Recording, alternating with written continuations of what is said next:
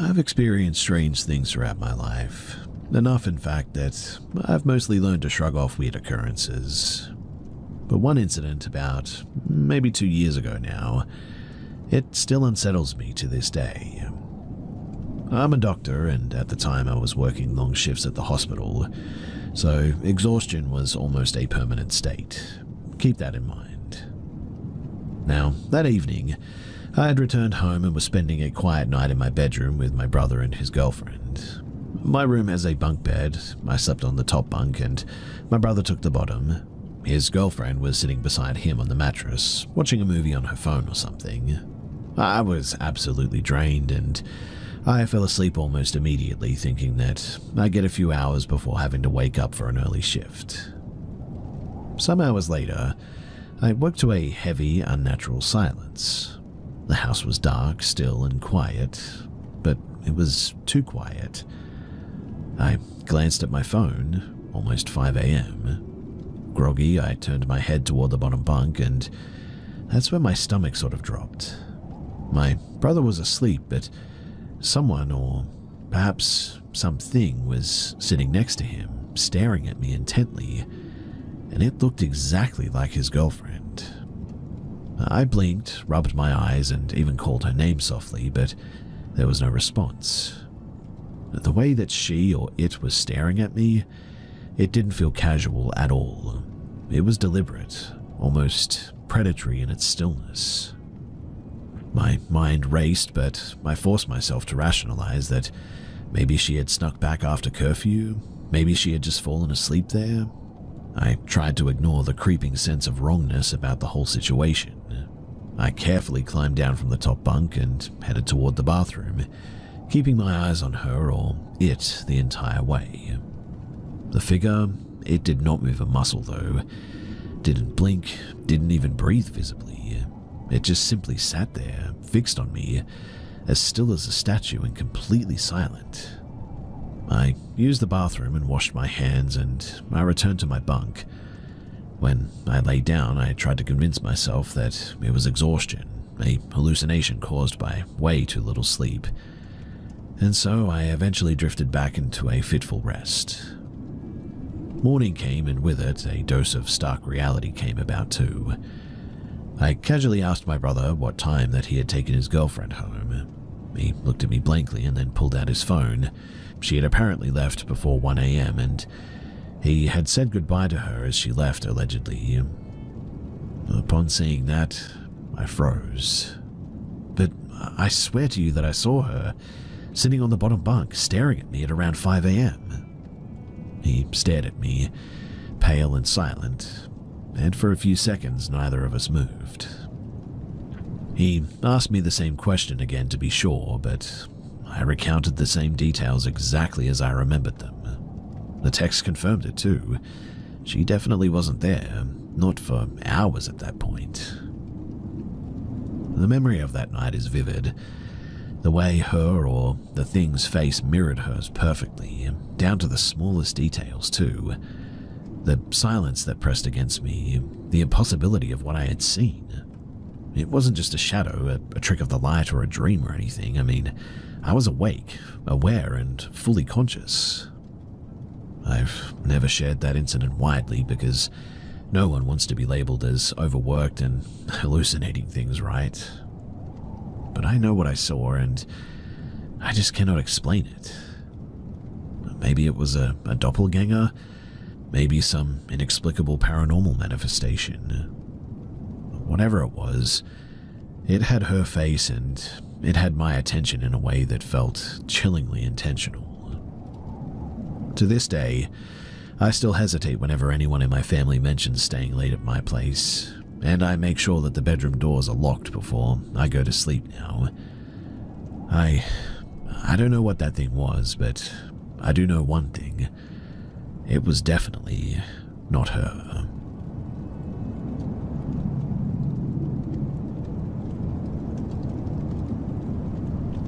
On the nights when work finally let go of me, I'd usually take the long way home just to feel my shoulders loosen again. Anyone who works in a hospital knows just how those shifts can really drain the life straight out of you. But by the end, You're walking around on tired legs and stubborn adrenaline, really. My way of shaking it off was simple. Coast along quiet roads by the water, sometimes alone and sometimes with my closest friend, talking about anything except for work. We'd sit near the shore, watch the sky for a bit, and let the sound of the waves unknot whatever the day had twisted up. But recently, one ride home changed the way that I look at those late night drives forever.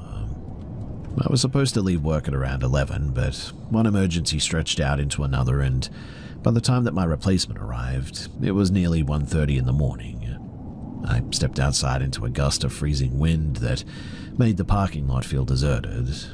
Leaves skidded across the asphalt like they were being chased, and a co-worker who'd arrived earlier warned me as I clocked out. "Hey, you should skip the main highway tonight. It's acting like a wind tunnel. Take the old coastal road instead."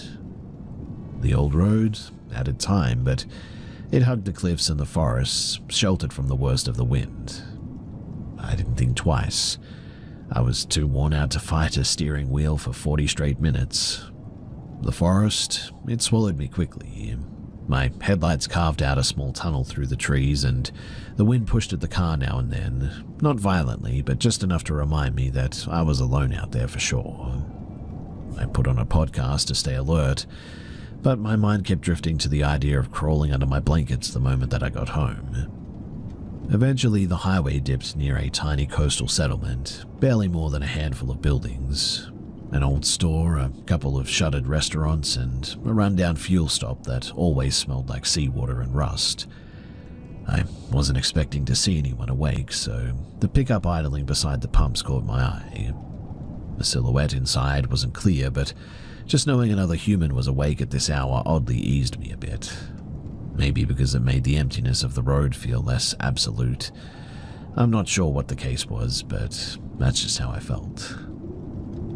Past the settlement was one of my favorite places, though, a pull-off overlooking a short, stony beach. I'd stopped there dozens of times on better nights, and I could feel exhaustion dragging my focus down, so I figured that I'd pause for a few minutes to breathe some cold air and wake myself up a bit. The parking area was deserted. I rolled down my window, and the cold rushed in with a harsh, salty bite.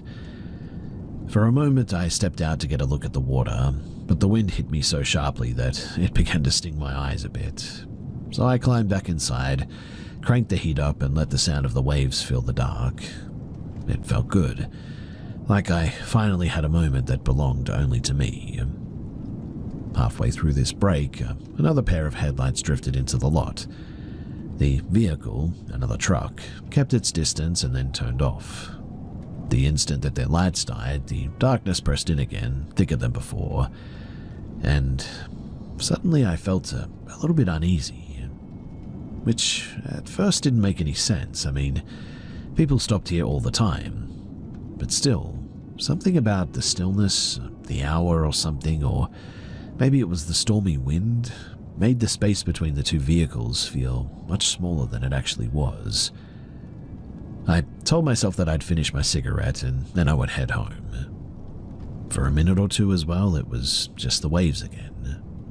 Then I heard a faint crunch, the sound of gravel shifting under weight. I glanced out the window, but there was nothing. My eyes were certainly tired by now, and my mind was tired, so I blamed the true crime podcast that I was listening to religiously and tried to move on. When I pressed my foot lightly on the brake, the red glow lit up the rear of the car for a moment, and something flickered in the mirror. Instinctively, I turned to look behind me, but the shadows hid everything, and I almost laughed it off. Almost. Before reversing, I checked my side mirror again, and there, a crouched shape was pressed against the side of my car, close enough that I could see a shoulder and the outline of a hood. For a second, my lungs forgot how to work, and the figure was leaning forward like he'd been edging toward the driver's door. My body reacted before my brain did. I slammed the accelerator on and shot backward, the tires skidding over the gravel. The figure jerked away from the brake light glow, and as I shifted to drive, my headlights swept across him. It was an adult man in dark clothes, sprinting toward the other vehicle in the lot. I didn't wait to see if he reached it. I tore back into the coastal highway with my heart ricocheting inside of my chest. I kept scanning the rearview mirror, hoping and praying that I had misread what I had seen. But a minute later, the headlight slipped onto the road far behind me. I pushed the car harder now. The problem with the coastal road, though, is that it barely has intersections, just a long winding stretch between cliffs and trees. So, if he really wanted to catch up to me, there weren't many places for me to disappear. As I rounded a bend, the trees formed a sort of momentary blind spot. A narrow dirt turnoff appeared to my left, a maintenance road that I'd only noticed once before. I didn't think. I just swerved into it and sped up the incline, cutting the lights as soon as I figured that I'd gone far enough. Darkness swallowed the car, thankfully. The trees closed in around me like a huge wall. I could hear nothing but wind and my own breathing, which didn't sound steady anymore. I waited. 10 minutes, 20 minutes passed. No headlights, no engine, nothing. The fear, it drained out slowly, leaving behind that strange hollow calm that you get before a scare finally lets go of you. When I finally felt steady enough to move, I switched the ignition on without turning the lights up more than a dim glow.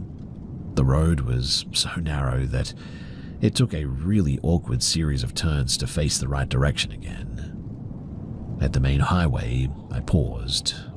The road stretched empty in both directions. Thankfully, not a single vehicle in sight. The rest of the drive home, it felt twice as long that night, but very quiet. One Jeep passed me going the opposite way, and later a police cruiser, but otherwise the entire coastline just felt completely abandoned. When I finally pulled into my driveway, the only thing that I wanted to do was to lock the car, bolt the door behind me, and forget the cold night air entirely. I haven't gone back to that beach after dark since then. Honestly, I'm pretty terrified of that spot now after what happened, and I certainly will not be going back there again.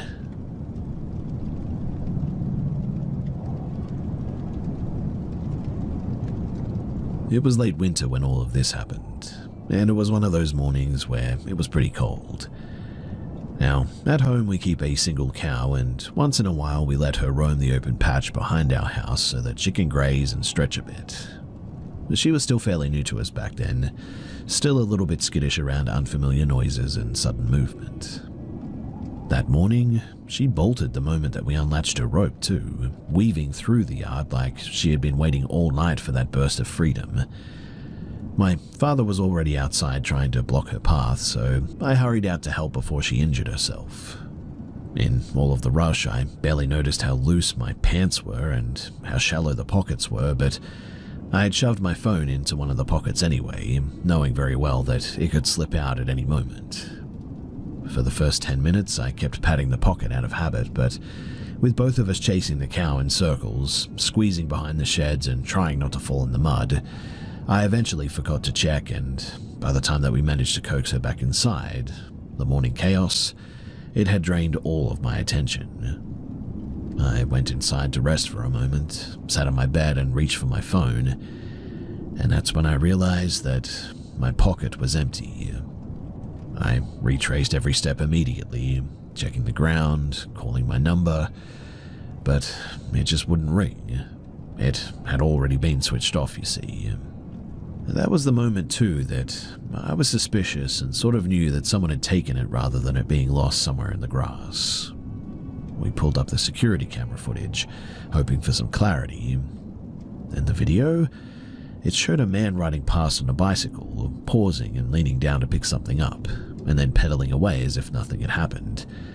His face was blurred and the footage was grainy, so we couldn't identify him, but still. I filed a police report, blocked the SIM, tried tracking apps, and nothing really helped. It wasn't even the phone itself that bothered me, to be honest. It was actually the small SD card inside of it, holding years of old photos, family gatherings, celebrations, trips, and even some memories that I hadn't revisited in years. losing all of that felt worse than losing any device. The days, they passed slowly after that, and quite honestly, I didn't expect to ever see the phone again. I had mentally prepared myself to let it go, really. But then, one morning, something strange happened. My father called out from the front yard, saying that a man on a cycle had just passed by and he thought that he recognized him from the footage. At first, I thought that he must have been mistaken. Why would the same person come back near our house again? But he insisted. He caught up with the man and confronted him directly, too. I didn't try to ease into it or anything. I just told him to return the phone that he had taken from our property. The shift in his expression was immediate, though, like he had been unexpectedly cornered. He stammered that he would give it back later, claiming that he had errands to finish. We refused to let him leave, though, and his tone changed quickly, growing aggressive, loud, defensive. My father warned him that if he didn't cooperate, that the police would be called, and when they arrived, the situation took the most unbelievable turn. Instead of panicking or denying everything, the man began verbally attacking the officers. He yelled at them as if he outranked them, and that was when the truth slipped out. He wasn't just some passerby, you see. He worked in law enforcement, an assistant sub-inspector. For a moment, none of us spoke. It was sort of surreal. A member of the police force arguing with the other officers after being caught stealing? Once confronted fully, he admitted that he had taken the phone, but claimed that he had passed the SIM card and the SD card to somebody else. The officers took us along to retrieve them from that man, and after that, we went to the officer's own house where the phone was sitting casually among his other belongings. Piece by piece, too, everything was recovered. But here's the really eerie part. So, years later, we actually found out that this police officer was involved in some really terrible things. Kidnapping, trafficking, I mean, you name it. This guy was involved. Which begs the question, right?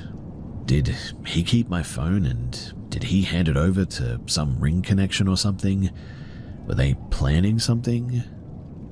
Even now, the whole sequence feels improbable. The timing, the coincidence of my father noticing the same cyclist passing at that exact moment, the recovery of everything before it got sold or passed on to others. Whatever the explanation was, I'm just relieved that the memories that I thought that I'd lost forever, they made their way back to me, and also that that police officer was eventually caught.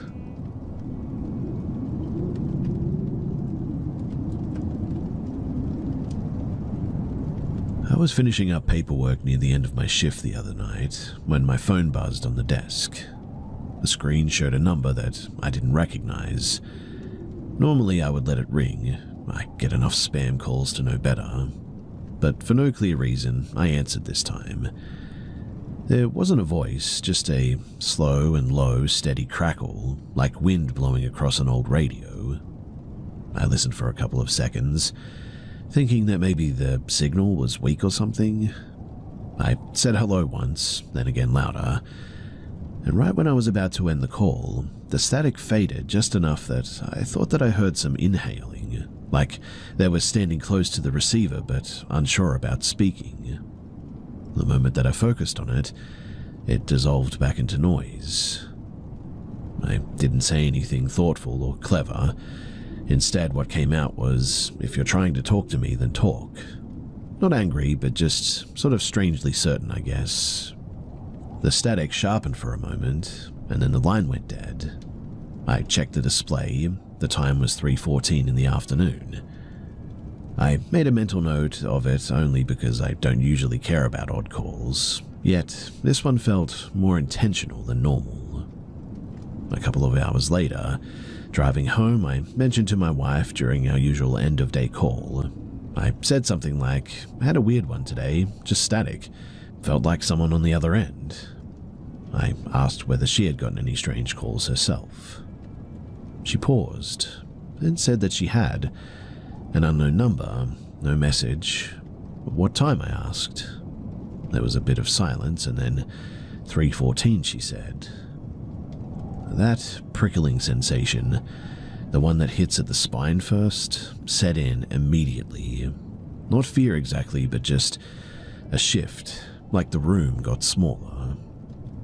Well, later that evening, while we were at our daughter's basketball practice, the thought came back to me. I asked her casually, half joking, half not, "You didn't happen to get any call from a weird number today, did you?" She nodded, didn't answer it. Her phone said 3:14. I stepped outside of the gym and called my wife again. "Ask your son if he got one too. Check the timestamp." A minute later, she called back. 3:14. At that point, curiosity turned into something sharper. I have siblings, a big family in fact. We've always been close in a way that survives distance and time, so I started calling one by one. I didn't lead them, I just asked if they had gotten an unknown call that afternoon. And almost all of them had. Static for the ones who picked up, silence and no voicemail for the rest. Same time, 3:14 p.m. The only person who didn't get the call was one of my nieces, who apparently had her phone turned off during an exam that time. We didn't come up with a theory, too. We didn't try to make it into something dramatic. I mean, no one said, "This must mean so-and-so," or whatever. We just sat there with it, quietly, the way that you sit with something that feels like messaging, but without content. My mother, she passed several years before that day. She was the kind of person who checked in on everyone as well, whether you needed it or not. The type who remembered every birthday, every appointment, every worry that you forgot to mention twice. I can't say it was her. I can only say that the moment that I realized how many of us got that call, I recognized the feeling that I had had in my chest. Not fear, not comfort either, but just recognition on the other end. Sometimes things happen that don't fit well with a theory, I guess, even a hopeful one. I don't know who dialed all those phones. I don't know why it happened at the exact same time. And I don't know why I answered mine when I just never do. But I remember that silence on the line, and the sense that someone had tried, however imperfectly, to reach across distance. Maybe emotional, but maybe something else too. That was enough for me. Not to explain it, but just to remember it, I guess. I still don't save unknown numbers, but sometimes I check the clock before I decline the call now, just in case.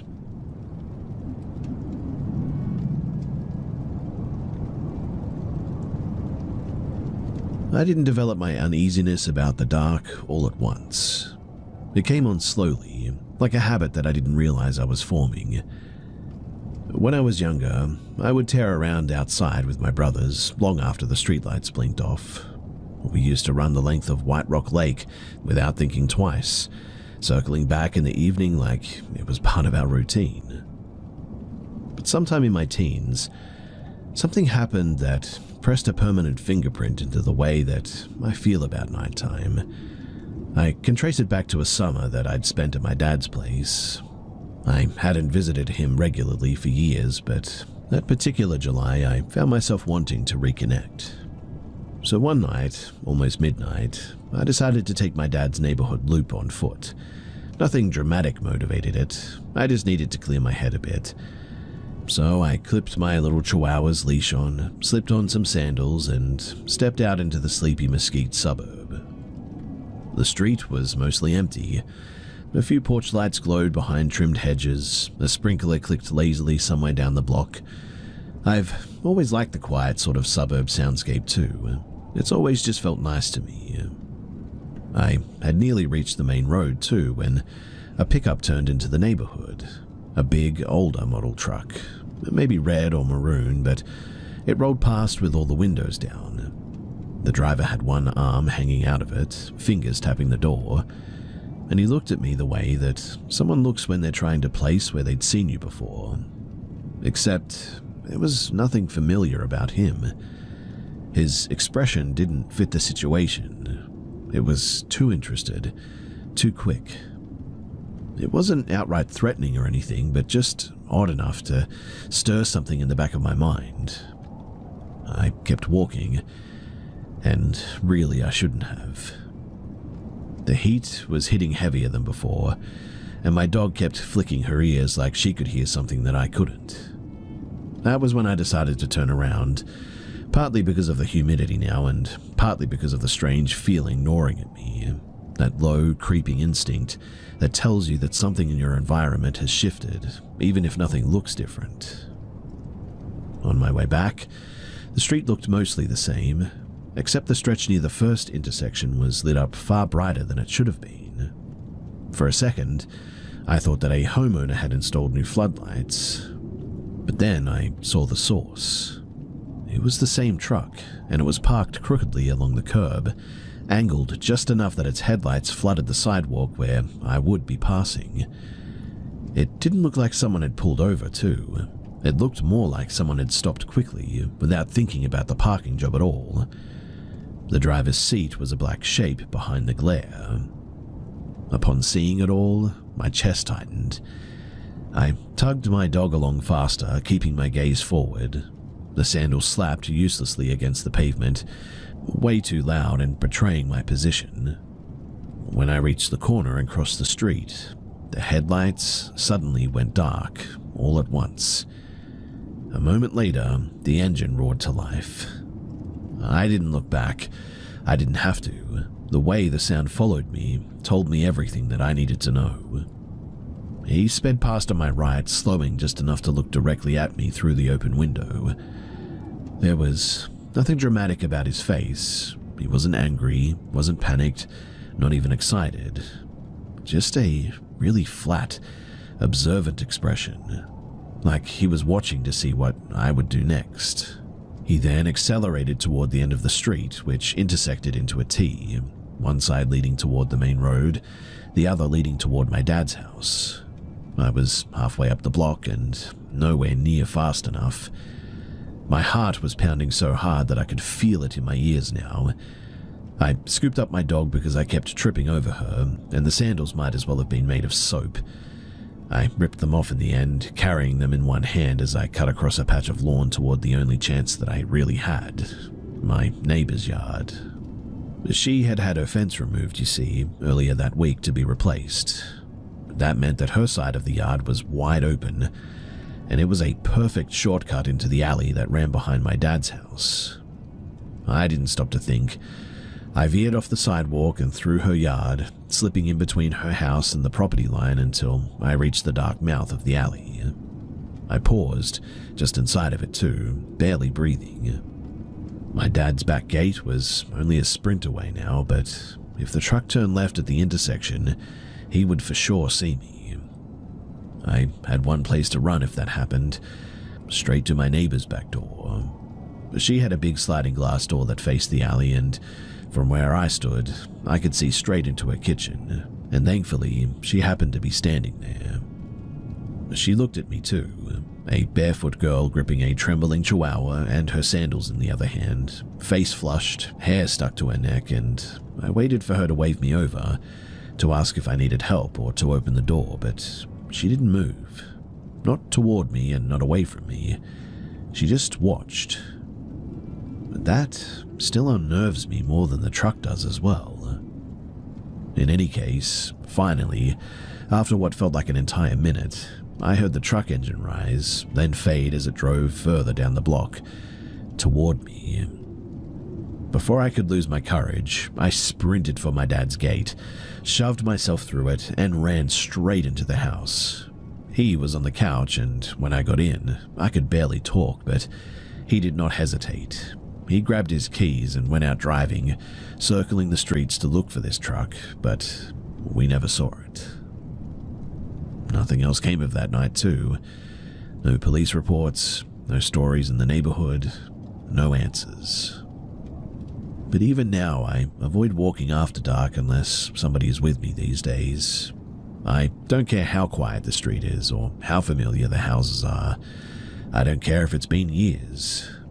That feeling, the feeling of being noticed for the wrong reason, it never leaves you. And if I ever did put together a little map of where everything happened, I think it would shock people just how ordinary the layout was. Just a basic suburban grid, nothing dramatic and nothing really strange about it, which somehow makes it so much worse.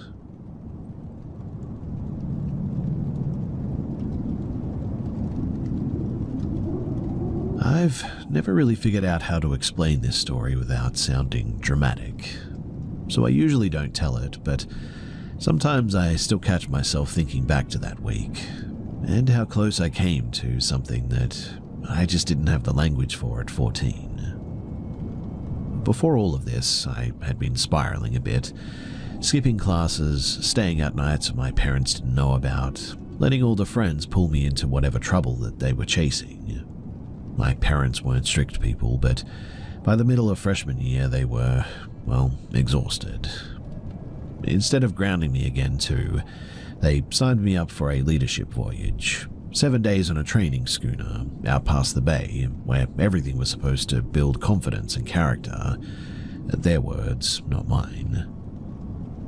Now, the boat wasn't big. 20 people felt like too many, in fact, but there were 10 of us teens, 2 of them girls besides me, and the rest were staff members who insisted that we call them guides, not counselors. Most of the bunks were stacked in long, narrow spaces below deck that smelled like rope, salt, and damp clothes. The only restroom was wedged against the front bulkhead, close enough to our sleeping bags that someone brushing past your feet at night became normal after the first hour. That first evening, during the safety briefing, one of the younger guides kept drifting toward wherever I was. He had that easy charm that some 19-year-olds have, overly confident, always smirking at nothing, and at dinner he sat so close that our elbows kept brushing, and every time that I tried to hide behind my paperback, he asked another question like we were old friends. Even back then, before I learned to trust my instincts, I knew something about him felt off. Too much attention and too much interest.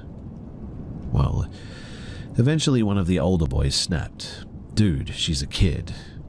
The guide laughed it off, but something changed in his face.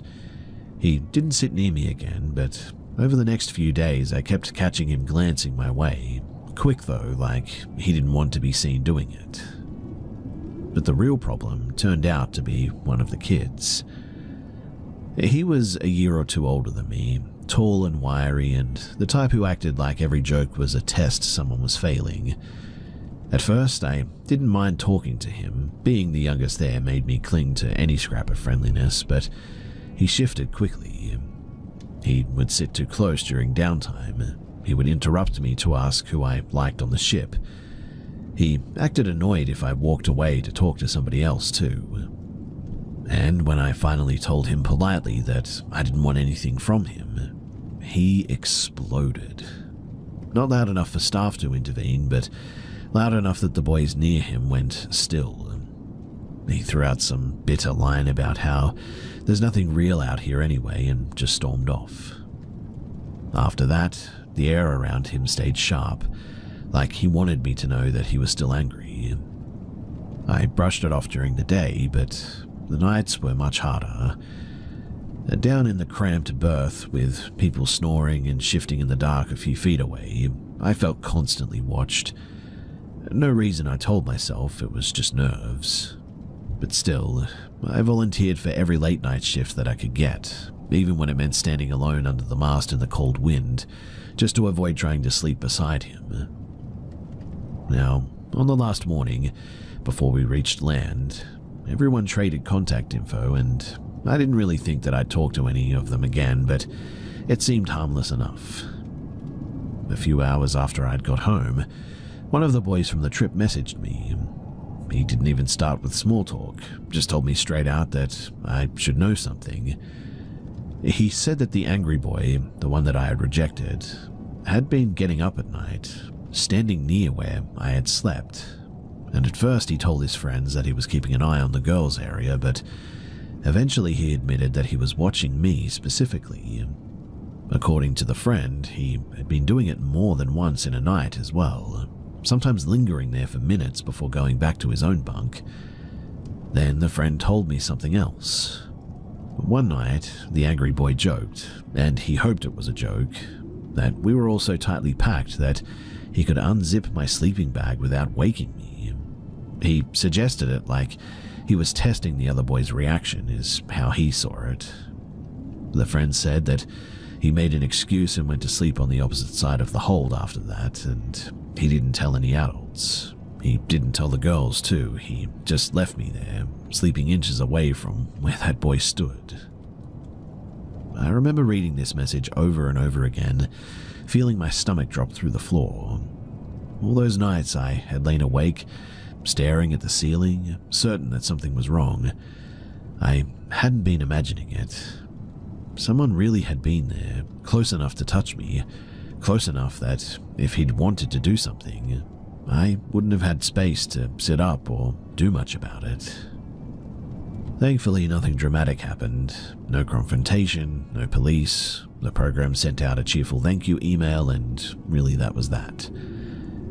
But for years, I would think back to that moment, especially any time that I slept in a cabin or a hostel or anywhere with more than one person beside me. I would always wake up sort of panicking a bit, convinced that somebody was standing at the foot of the bed.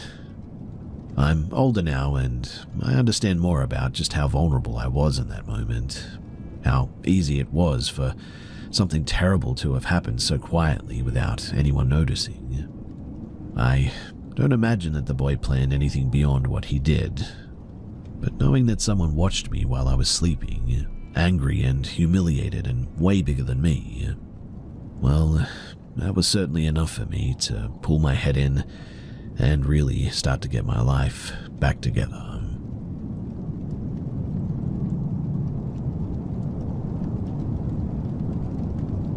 I've lived in a few rough places, but there was something uniquely exhausting about the stretch of time that I spent in western Michigan. This was a few years back, when I was drifting between part-time jobs and tiny apartments, never staying anywhere long enough to settle. People love advertising Grand Rapids as this blossoming, up-and-coming city full of breweries and new tech money. But if you ever actually lived there, you knew a very different version.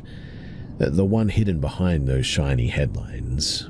The one that you saw after dark, when you were waiting alone at a bus stop, or weaving between empty storefronts hoping that nobody stepped out of an alley. Winter didn't make it any better either. You would think that the cold would push everybody inside, but the streets, they just got stranger.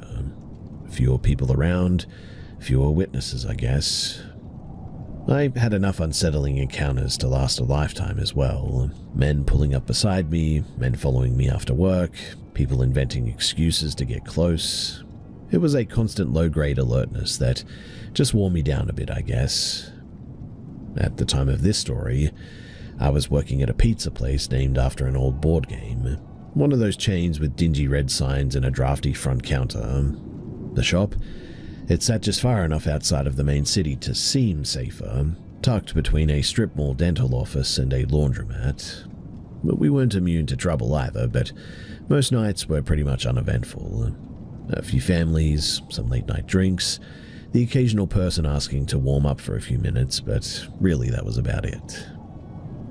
Now, it was around mid-December, and I was behind the counter folding boxes, half listening to the oven timers and half sort of daydreaming about moving away again.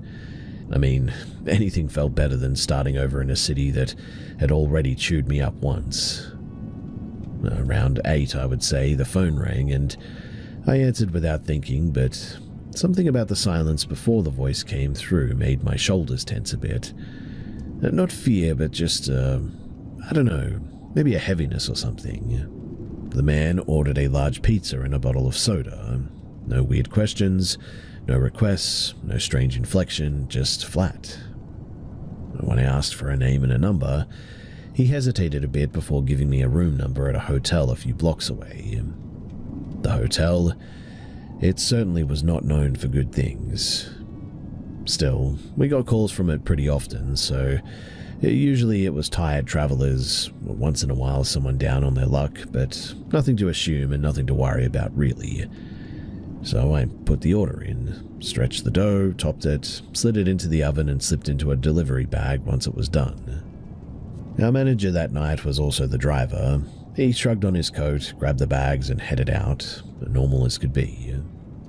About 40 minutes later, he called the store. His voice wasn't panicked, but it wasn't steady either. He told me to get a couple of plastic bags ready and to clear off a counter space. He didn't explain it and just said that he would be back in 5. When he walked through the door, the cold air followed him in, but he was sweating, eyes wide, face pale.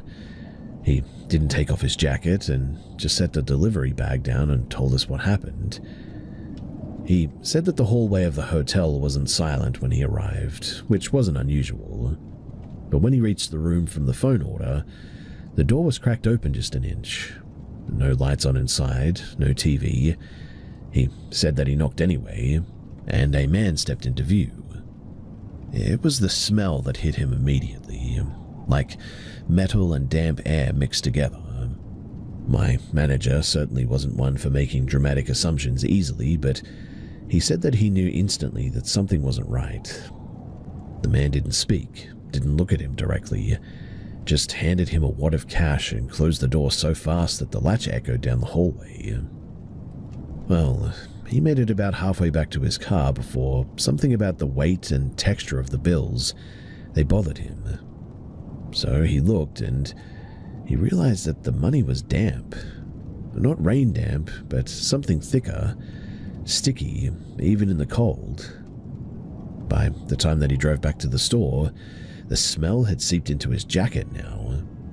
When he held the cash out, we all slowed down at once because it looked dark in places, crusted around the edges, as if it had dried and been re-wetted.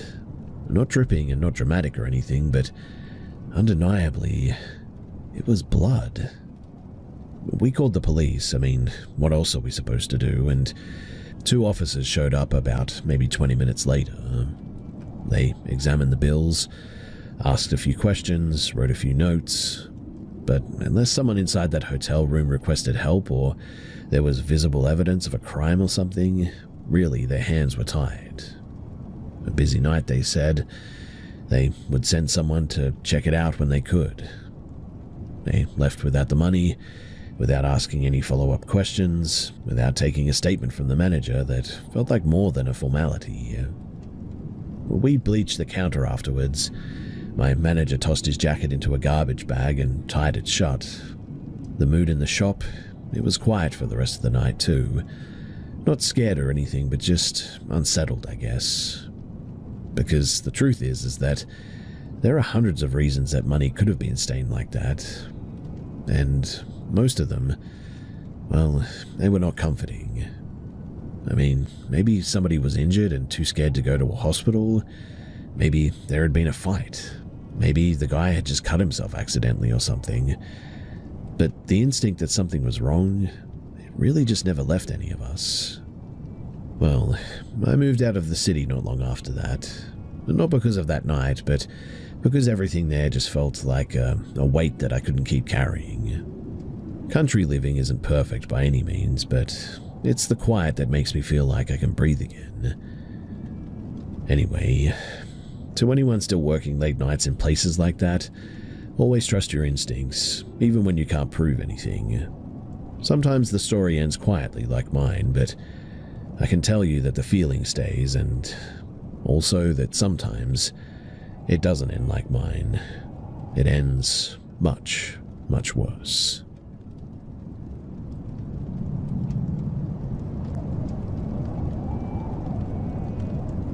A couple of years back, when I was trying to furnish my first apartment on a tight budget, I spent way too many nights scrolling through second-hand listings. I wasn't picky. Cheap and functioning was good enough for me. That's how I ended up answering an ad for a used appliance someone claimed was lightly worn and priced to move. It sounded simple at the time. I didn't have a car full of friends to help me shop around, and meeting sellers was kind of normal in my circle. The woman that I spoke to briefly on the phone before I left, she sounded a bit jittery, but plenty of people are awkward with strangers, so I didn't think too much of it. She told me that she lived in a big, older apartment complex a few minutes from downtown. I'd driven past it hundreds of times, in fact, but never been inside. When I arrived, she was already waiting outside. She looked like she was in her mid-30s, bundled up in a jacket, even though it wasn't even that cold. At first glance, she seemed harmless, nervous if anything. She kept glancing toward the door of her building as if she was expecting someone. Inside, the place was nearly bare. No decorations, barely any furniture. It didn't look like somebody was moving out, but more like someone who hadn't lived there long enough to leave a mark was now living there. She led me to the kitchen, and the appliance was at least real, sitting right where she had said it would be, and it was old, but it was certainly intact. I checked the knobs and the burners while she hovered a bit too close. Her phone rang while I was testing one of the burners. She answered immediately, and I couldn't hear every word, but I recognized a man's voice, sharp, annoyed, and impatient. She turned away slightly, gripping the phone tight like she was getting instructions. Then she said that the appliance wasn't actually hers, that it belonged to her boyfriend, and that he wanted more money for it. The shift in the room was instant. I felt boxed in, not by anything that I could see immediately, but just an uncomfortable pressure that made it harder to breathe. Something about the way that she repeated whatever he had told her didn't feel like she was negotiating either. It felt like she was relaying. I told her calmly that the price that we agreed on was final and that I'd rather leave it than start over. Her reaction was anything but calm. She started sweating, pacing, raising her voice in these sharp bursts that didn't make any sense. She said that I needed to stay until he got there because he'd want to talk to me himself. That part hit my stomach in a way that I didn't like. She kept checking the hallway too, then her phone, and then the hallway again. Whoever he was taking his time getting there, and she was growing more frantic by the second. I don't know why, but that scared me more than anything, I suppose. It felt like she was under pressure to keep me there. I decided I wasn't going to wait around to find out why. I told her that I would take the appliance after all and needed to grab the cash from my car. My voice came out steadier than I felt, and she followed me toward the door like she didn't trust me to come back. And the second that I stepped into the hallway, it felt easier to breathe. Outside the apartment, she kept trying to stay beside me, talking quickly, insisting that her boyfriend needed a word. I walked faster, and while she didn't chase me, she certainly didn't give me space either. Once I reached my car, I got in and locked the doors immediately and pulled out before she could say anything else. I didn't look back. I blocked the number halfway down the street, and later that night, the whole thing just kept replaying in my mind. Not because something dramatic happened, but because of how close it felt to becoming something else. And it wasn't the empty apartment or her weird behavior that stuck with me. It was the sense that I wasn't the only person that she was answering to in that room. I never bought anything in person from online listing again. A cash pickup in public places only, no exceptions. And while I don't know exactly what that woman was up to or the person on the phone, something about the whole situation just felt very, very wrong.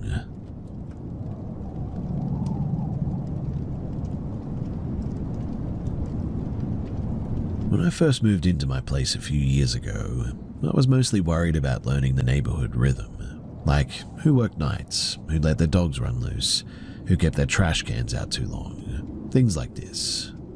I wasn't expecting to recognize anyone, so when I realized the man living directly across the street had been a co-worker of mine years earlier, it felt like a stroke of luck. At the time, it seemed comforting to see a familiar face, but that feeling, it didn't last long.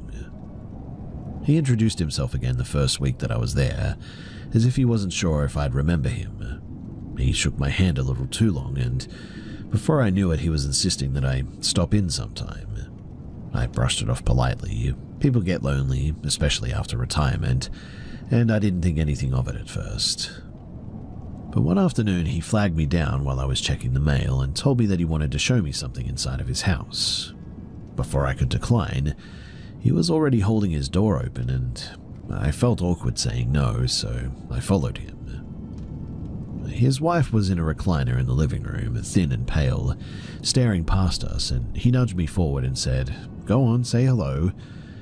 When I politely greeted her, he said, "No need to rush off, sit for a bit." It was uncomfortable in a way that is hard to explain, like I was intruding on something intimate that had nothing to do with me. When I finally left, I promised myself that I would be firmer next time. After that, whenever I stepped outside, even for a moment, he would appear out of nowhere.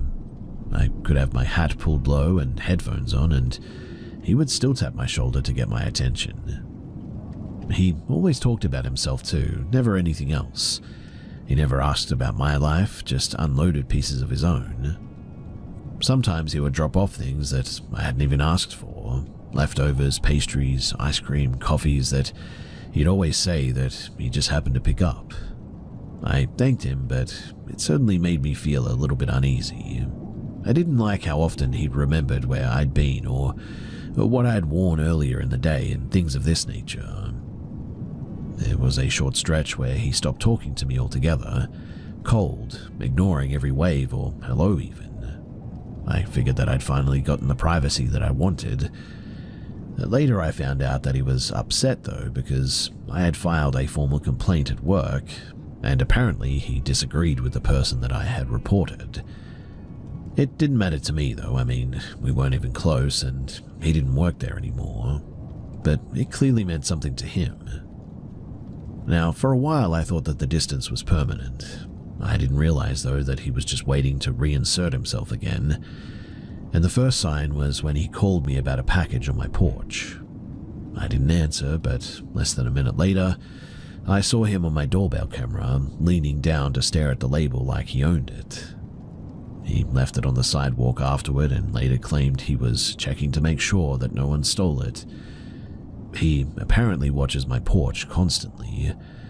I know this as well because he tells me, and he'll mention just how many deliveries I had this week, or what time I got home, or how long my living room lights were on for, and it's weird. But when I started fixing up the exterior of my house, I couldn't go 5 minutes without him crossing the street to talk to me as well. If I didn't respond quickly enough, he would always step closer like he couldn't imagine someone not being eager for his company. His wife passed away sometime after that, and genuinely I felt a bit bad for him in a sort of human sense, but I didn't want our relationship to change. But instead, he began inviting me into his home again, this time for dinner or just a chat or a little company in the evening. The first time I told him no politely, the second time firmly, and by the fifth or the sixth time, I was repeating myself almost verbatim. Mind you, he never seemed embarrassed, but just persistent, almost rehearsed in a way. A man in his 70s asking a woman in her 20s to come inside of his home alone 12 times, then more, isn't a harmless misunderstanding too. It's certainly deliberate. One night, I stepped outside for barely 30 seconds to take out the trash, and by the time that I turned around, he was already standing halfway down his driveway like he had been waiting for the sound of my door. I pretended not to see him and walked back inside in a hurry, but now I check through the blinds before I leave the house at all. If he's outside, I wait. I've started ignoring his texts entirely, every one of them telling me to come over for supper or asking why he hasn't seen me around. But the most unsettling one came from the moment that I pulled out of my driveway last week. "When you're done with your errand, come by. I'll leave the door unlocked for you." I didn't reply.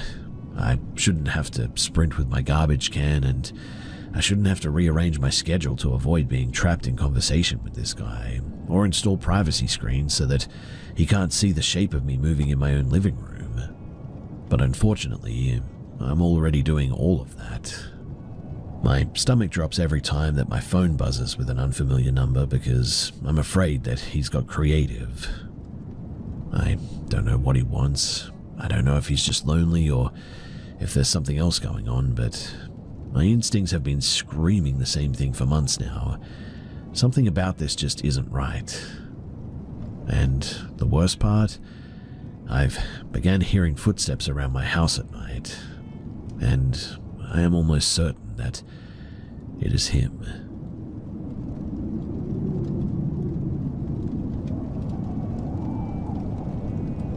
I didn't think much of old hospital buildings until the winter of 1999, when I found myself convulsing in one. I had been injured during a deployment that year and was sent to a military medical facility tucked in a quiet corner of England, an older site, half renovated, half forgotten. The parts still in use were clean enough, humming with fluorescent lights and stale tea, but beyond those wards were long, unused corridors that the staff never seemed eager to talk about. Recovery left huge stretches of the day unoccupied, and anyone who spent time in a hospital knows that idleness can make your mind itch. A handful of us, starved for something to do, scraped together a makeshift seance board one night out of boredom. It wasn't serious or anything, just soldiers trying to entertain themselves, really. We'd ask dumb questions too, laugh at the responses, blame each other for the moving glass, and really, nothing happened beyond that. A few days later, I heard someone mention a sealed-off section near the back of the grounds, supposedly an old mortuary storage wing that was never demolished. I didn't take it seriously, until I found the entrance myself. Just a heavy grey fire door that didn't latch properly. Inside was nothing dramatic. Empty rooms, abandoned equipment, and the kind of darkness that looks thicker than it should. One night, though, when the boredom had really started wearing in on me, I slipped down there alone to take a look. No plan, no ritual, just a lighter, stale air and the echo of my own footsteps. I sat on the cold floor and muttered something like, "If anything's here, then show yourself." I remember feeling foolish immediately after saying it. It was a childish dare spoken by an adult who should have known better, really. The darkness, it didn't move. No strange noises and no reply, and after 10 minutes, I left, feeling more embarrassed than spooked. I didn't think about that night again as well, until I went home on weekend leave, and being back at my mum's house felt comforting at first, even though we ended up arguing over something trivial. I stepped outside to get some air, still annoyed, and that was when I saw it. Something hovering above the row of the back gardens behind our house. Not a spirit or a visitor, nothing mystical, but just a sphere of bluish light, large and silent. It hung there too, like a lantern suspended by wires that I couldn't see. My first instinct was that I was seeing reflections from somewhere, maybe floodlights off of glass or something like that. I called for my stepfather, and to my surprise he came quickly, took one look and said quietly, "Yeah, I see it too." Before either of us could make any sense of it though, the thing dropped slightly, as if adjusting its altitude, and then shot away faster than anything I have ever seen before. Not smoothly like a drone or a craft, but almost like it skipped a step in reality. A few minutes later, another one appeared farther away, drifting steadily. At some point while watching it too, both of us realized that the sequence of events that we were observing had somehow repeated, as though we had blanked out and resumed watching mid-scene. There was no panic, just a disorienting awareness that something wasn't matching up with time in the normal way. The third sphere came closest, close enough that I remember feeling the tiny hairs on my arms rise. My stepfather, he muttered something about having seen enough, and he hurried inside. I stayed only a few seconds longer before the sensation in the air shifted, like the charge before a thunderstorm, and instinct finally overrode curiosity. I went back inside too, and I locked the door without thinking. When I returned to the hospital after leave, The old building felt less harmless than before, I guess. I still didn't tell anyone what I had seen, obviously.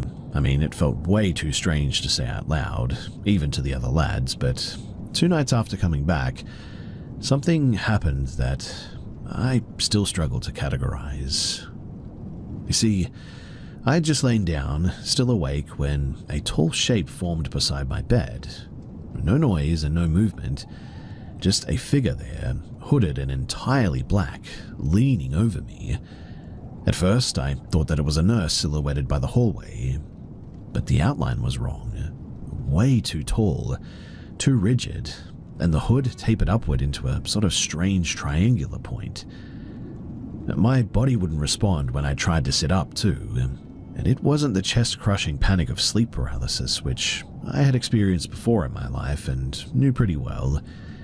This was way different. I was clear-headed, alert, and utterly unable to do more than dart my eyes around. I remember noticing the fabric, the fold of the cloak, the way that it draped unnaturally straight, like it was unaffected by gravity almost, and the posture, bent forward from the hips without any curve in the spine. It was as if this thing's body just didn't articulate the ways that ours do. It vanished without transition, like one moment it was there and the next it's just gone. And I stayed frozen long after, too terrified to even breathe loudly. The following night, as I walked down the hall after a shower, I saw my roommate standing near the nurse's station in only his boxers, shaking like he had stepped out of freezing water. His face was colorless, eyes blown wide. A nurse told me that he had reported seeing a tall person in a cloak leaning over my empty bed, and he was refusing to sleep in our room any longer. Well, the years after I left service were filled with smaller oddities, lights flickering at impossible intervals, devices turning on by themselves, the occasional unexplained sphere of light near rooftops or distant fields. The energy company once accused me of draining heaps of electricity, despite my pay-as-you-go meter showing credit. I couldn't explain it, just shrugged and recommended monitoring usage. Over time, the strange incidents thinned out a bit. Whatever happened in those months, it didn't linger forever, thankfully, and life eventually settled into something normal again for me. The old hospital has since been renovated, and unused wings sealed for good or demolished, I'm not sure which. I don't pretend to know what any of this was or what any of it means. I don't claim spirits, aliens, or something supernatural either. Realistically, all I can say is that I was injured, bored, young, and curious in places that I probably shouldn't have been. Coincidences certainly happen. Memory plays tricks, and light behaves strangely in certain conditions for sure. And that's certainly the explanation that makes the most sense on paper, to me at least. But every now and then, when I think back to that empty mortuary room and the words that I tossed into the dark like a joke, I get the uncomfortable sense that that had something to do with whatever occurred later.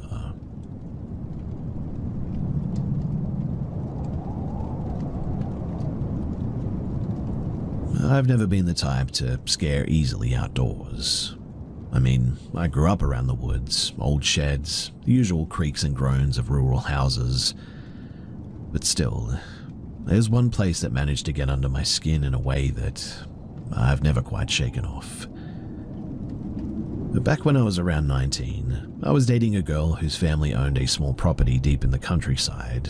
More of a hunting cabin than a traditional farmhouse, really.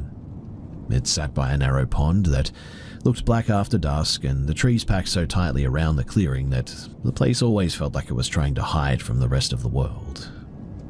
Her family had held onto it for decades.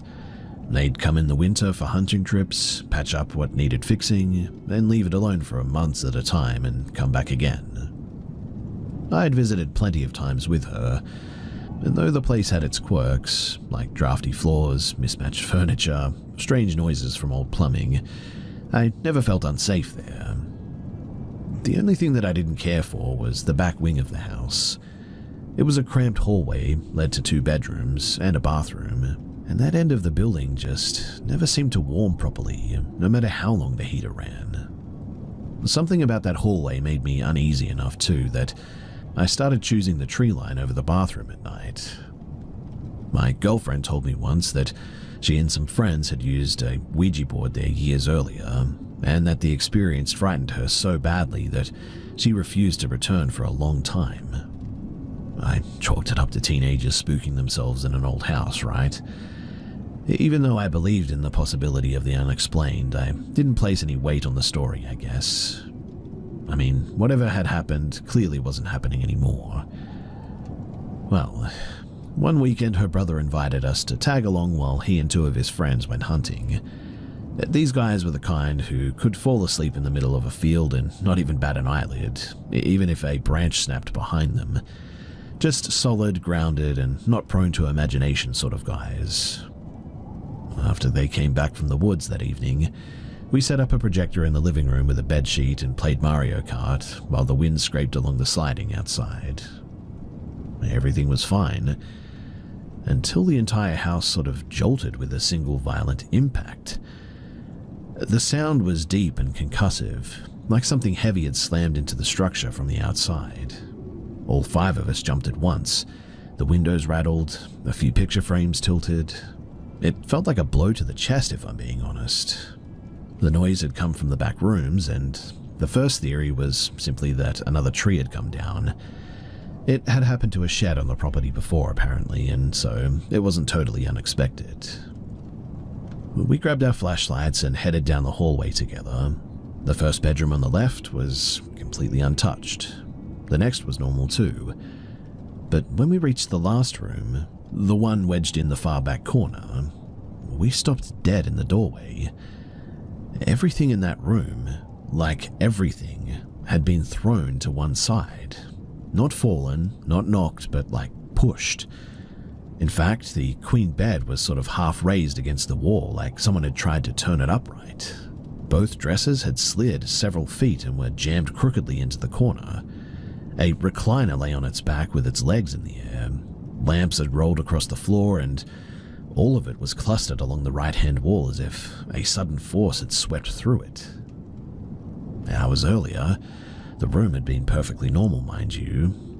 In fact, her brother had dropped his duffel bag there that afternoon. But now, the bag was nowhere in sight. I remember the silence more than the shock, I guess. 5 people stood there, breathing shallowly, all of us realizing at the time that whatever had done this wasn't something that we wanted to understand. And no animal could have entered without breaking a window. No human could have rearranged a furnished room that quickly without us hearing movement, and especially with not just one single impact like that. And nothing about it suggested a tree had hit the house. I mean, there was no damage, no evidence of anything striking the exterior. We checked at least twice. Someone said, though, at some point that we need to go, and we didn't argue. We grabbed what we could reach, and we just bolted. Her brother never even looked for his bag. He practically leapt into his truck. And back at her parents' place, we tried to explain what happened. They shut it down immediately, though. Too much imagination, too much drinking, too much exaggeration. But her dad agreed to go and check it out in his next routine visit, mostly to prove a point.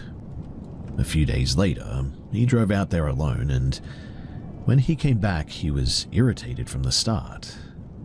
According to him, the room was perfectly fine. Bed made, furniture exactly where it always sat, no marks on the wall, and no evidence of anything being disturbed. And her brother's duffel bag, missing since that night, was sitting neatly in the middle of the room. He accused us of pulling some kind of a prank and wasting his time.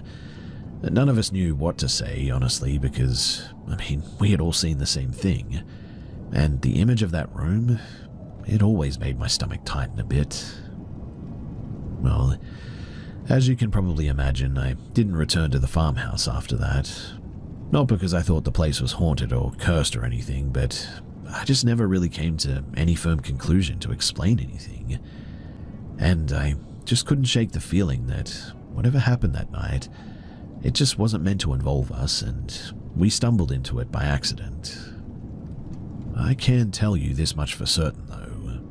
Something had moved those pieces of furniture. Something had rearranged that entire room in a way that made no sense.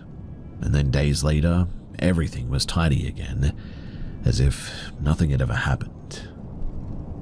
The simplest explanation is that there was some detail that we missed. Something mundane that our fear magnified. That's what I tell myself now anyway. But whenever I think of that hallway and the cold stillness of the back rooms, I sometimes wonder whether old buildings can still hold on to things.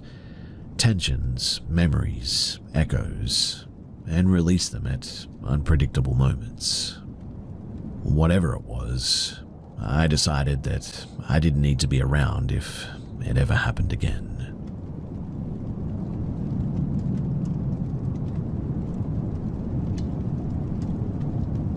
I wasn't sure how I ended up back at that house. After a long and messy divorce, it took almost 2 years to finally get the courts to grant me full access and remove my ex-wife.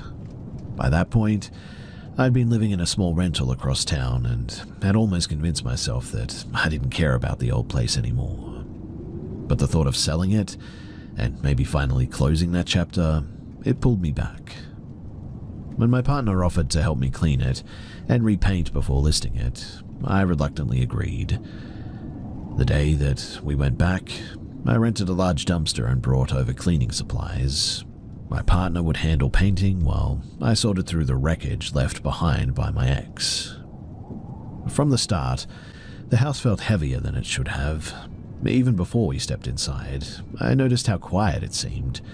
My partner tried to brush it off as just a big old house, but I could see the tension in her shoulders from the moment that we opened that front door.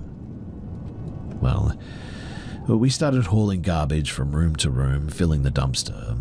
She was unusually sharp with her words, muttering and cursing at the mess like it had some personal weight to it. I tried to focus on the work, though. But after a few minutes, she abruptly said that she needed some air, stormed outside, and disappeared around the back of the property.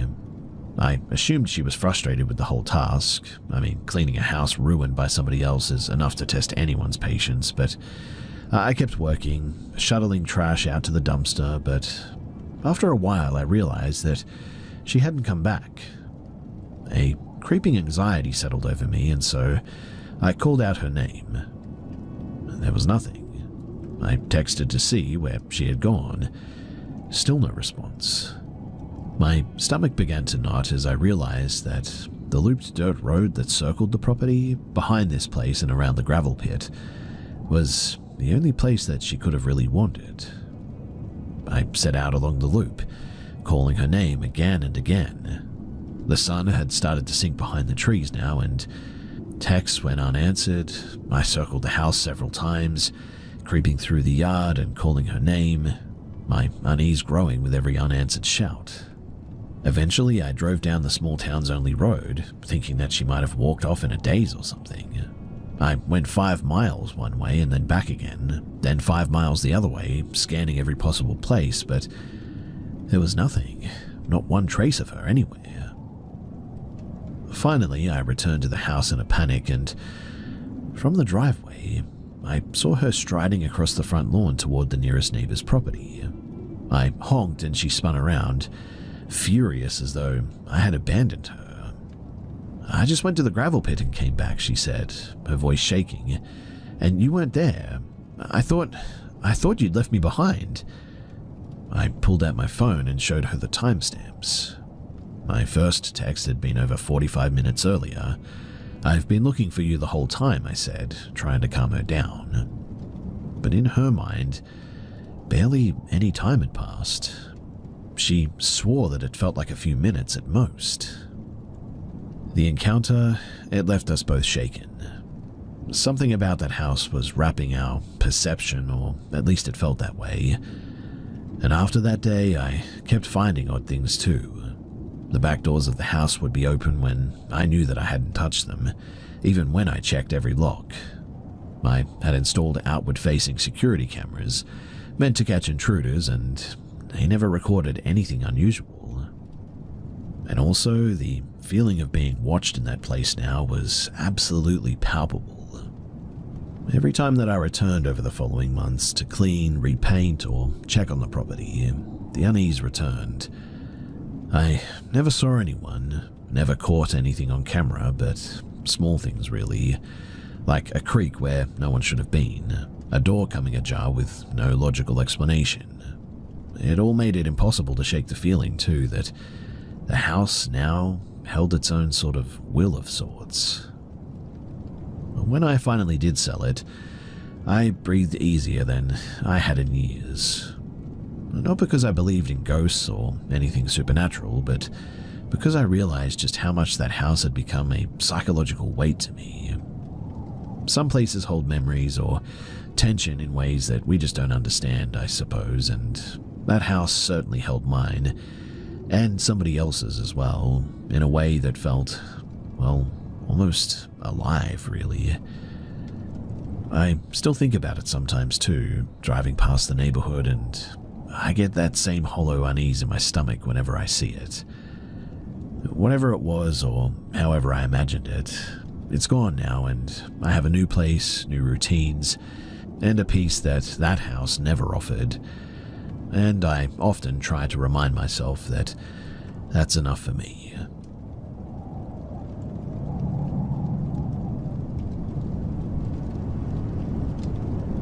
Me and my boyfriend live in a house that his father passed away in before we lived here, and I believe that someone else had died here before that as well. There have been a handful of times in the last year where I'll wake up and think that I see someone standing over our bed. One time I thought it was my boyfriend's deceased dad, in fact, but they always end up being a poster or my dresser that I'm looking at when my eyes adjust. I can't describe it, but it sort of morphs into what the real object is. After being convinced I was seeing ghosts, I turned to the internet and I found out that those are called hypnopompic hallucinations. Now, for the past week or so, I've started to intensely see things in my peripheral vision though. This has happened rarely throughout my life, but has been honestly non-stop happening recently. Some examples, for instance, is that I'll be sitting on my couch on my phone and I'll think that I see a black shadow-looking figure poke its head in and out from my doorway or around a corner. It happened in the same spot like 5 times within 20 minutes the other day. It's not even a split second long either. It happens very quickly and I just never know for sure if I'm imagining it. I can't even make out anything besides its being black and somewhat looks like it has an alien or Slender Man type of thinness. Sometimes it seems tall, and other times it's happened lower in the frame. Other times I'll be on the couch watching TV and realize that I see in my peripheral what I think is someone standing in my kitchen to my right, or sometimes in my room or bathroom to the left. But whenever I look, it's just nothing. It's just random things like my dresser or stuff on my kitchen island. Other times it's just black, weirdly shaped figures that appear out of nowhere and move, and when I snap my eyes, it's gone again. It makes my heart sink every time, and honestly, it really scares me. I never know if it's actually happening, I suppose, but when I try to really think about this, I start to get genuinely concerned because I do have some mental health issues, nothing that would cause hallucinations, I guess, and am worried that this could be related to that. Or maybe it is something paranormal related, and I have no idea at this point what to do.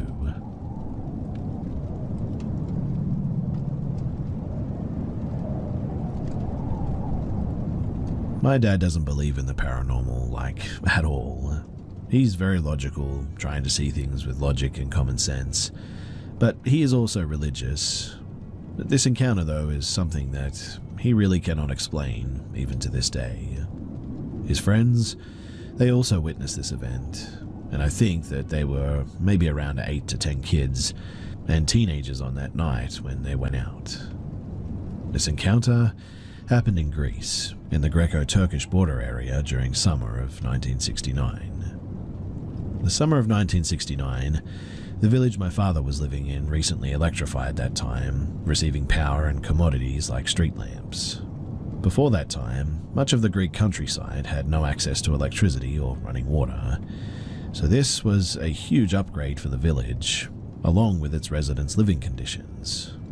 My dad, who was a kid back then, and his friends wanted to see how the village looked from afar with the lights at night. The area was pretty safe at the time, with no wildlife like wolves or bears around. There were also no real threats from people that existed at that time too for them. Parents allowed children to wander as much as they wanted, and children always came home safe. So my dad and his friends, around 8 to 10 children like I said, ages from like 5 to 15 or 16 I think, went on a trip to see the village at night. They left at sunset approximately, and at around midnight or a bit later, they decided to return. Now, the way back included passing from a strip of dirt road that was sinking for a few centimeters.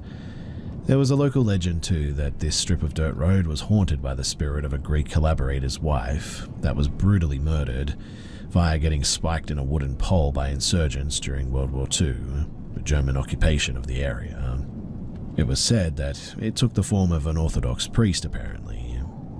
There was a bulldozer parked in the spot. They were extracting gravel from this place or something, and when the group reached the spot, they stopped. They started feeling fearful, and the weather started getting really cold all of a sudden too. They started crossing slowly, feeling a bit afraid. To combat the fear though, they started speaking loudly and singing. They had crossed half the road when one of the children, one of the older ones, looked behind and then saw, from the bulldozer, an Orthodox priest in full uniform suddenly appear. The strange thing though was that the face wasn't visible, and it was hovering a few meters off the ground. It then started following the group in a steady pace with a distance of a few meters behind them. The guy froze in fear but didn't say anything so as to not upset the group and the young children that they had with them. But a bit later, another guy turned behind and saw the priest. He panicked and screamed, "Guys, there's a ghost!" And at that, everybody panicked and started running. They ran approximately a distance of 2 and something kilometers, with the ghost following in a steady hovering pace a few meters behind them. When they reached the village's first street lamp, they were all exhausted underneath the light. The ghost stopped a few meters away behind them. For a few seconds, both the ghost and the kids just sort of stared at each other. Then, the ghost literally just vanished into thin air. Others had also seen the priest with the same description and characteristics at the time. It was a well-known legend from that time, and there are no modern reports or encounters with this specific ghost today, though. Some of the children died in following years due to old age or medical problems, but some are alive today, being grown-ups obviously, and have confirmed the story to be true to me, recalling the same events my father has told me. I think 2 or 3 others have actually confirmed the story.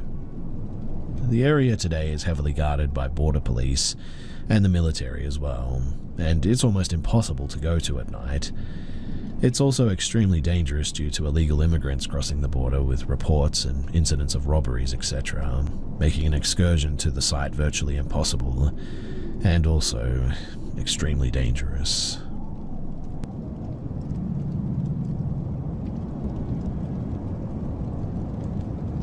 This happened in the US, Virginia, near George Washington National Forest. It started off as a normal night, driving around back roads, blasting music, just hanging out and catching up with a friend when we pulled up to a sharp turn, and as soon as we started slowing down, I noticed something standing behind a tree at the turn. Its eyes were green and glowing, but when the lights from the car illuminated the tree, the figure stayed completely black, its eyes being the only thing glowing. Almost like the way light hits an object and is supposed to bounce off didn't work on its body. It was just like the light gets pulled into this darkness and not skin, like Vantablack but alive.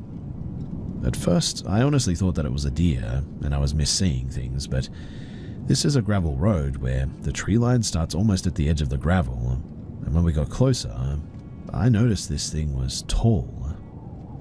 I'm not sure if it had antlers or if it was just the branches without leaves, but I'm 6'2" and this thing was as tall as me at least, probably even taller. I didn't say a thing because, quite honestly, I thought that I was hallucinating or something. And well, my friend took the turn slow because it was basically a right angle and then stopped. When she stopped in the middle of the road, she turned the music off and asked, "Did you see that?" I said, "Yeah. I thought it was a deer at first, but it looked way too big to be one." She said that she was thinking something similar. So she started looking for her flashlight, while I grabbed the baseball bat from the back seat. We got out and it had to have been at most 2 minutes that passed since we stopped. We walked to the same tree that we thought that we saw this thing, and we didn't see anyone or anything. We looked around for quite some time, but there was nothing. The tree that it was behind was quite small though. I mean, if you were a pretty big guy, it would barely cover your shoulders, if you were trying to hide behind it, that is. And for sure it would not cover your belly, your nose, your butt, or anything like that if you were standing alongside of it. And well, at that, we got freaked out. We didn't hear anything like leaves rustling or sticks breaking from someone running, so we went back to the car and we left to go to our smoking spot for the night. It's basically just a pull-off down the side of some gravel road, but a little ways down where no one can see you. We got out of the car and I started drinking again, and then we heard what sounded like coyote howls and leaves rustling around us. So, being dumb 20-year-olds, we just opened the doors from the car and turned the music on full blast to try and scare them away. I went to pee at the front of the car, and when the music started blasting, we started dancing together in front of the headlights. We laughed about the fact that we were dancing right where I had peed, and we had a pretty good time. But I must admit, the whole time it just felt like we were being watched by something. That feeling you get when somebody's staring at you was just always there. But I guess we really didn't care at the time. I drew a picture at work the next day and I sent it to her, and she said it kinda does look like what she saw, but that she didn't want to talk about it anymore. I still don't know what it was, but I'm glad that she was sober because I thought that I was just seeing things. She still lives near where this happened and says that she hasn't seen it again, but later on in the winter, we went sledding at night. We work night shifts, so she usually does random stuff in the dead of the night, near her house, and when we were walking down a trail to get to a bigger hill, we heard loud bangs like a door being slammed open and shut. There was a full moon that night with snow on the ground, so you could still see pretty well at night, and there was a house on the top of the hill I noticed when I looked up. So I asked her if she thinks that her neighbors are mad, and well, then she told me that her neighbor had died recently, and that no one lives in that house now. We walked back to her place eventually, and we just kept sledding there instead. No feelings of being watched that time, but it was kind of weird to know that somebody had died in that house and that we had seen whatever we saw that night not long ago.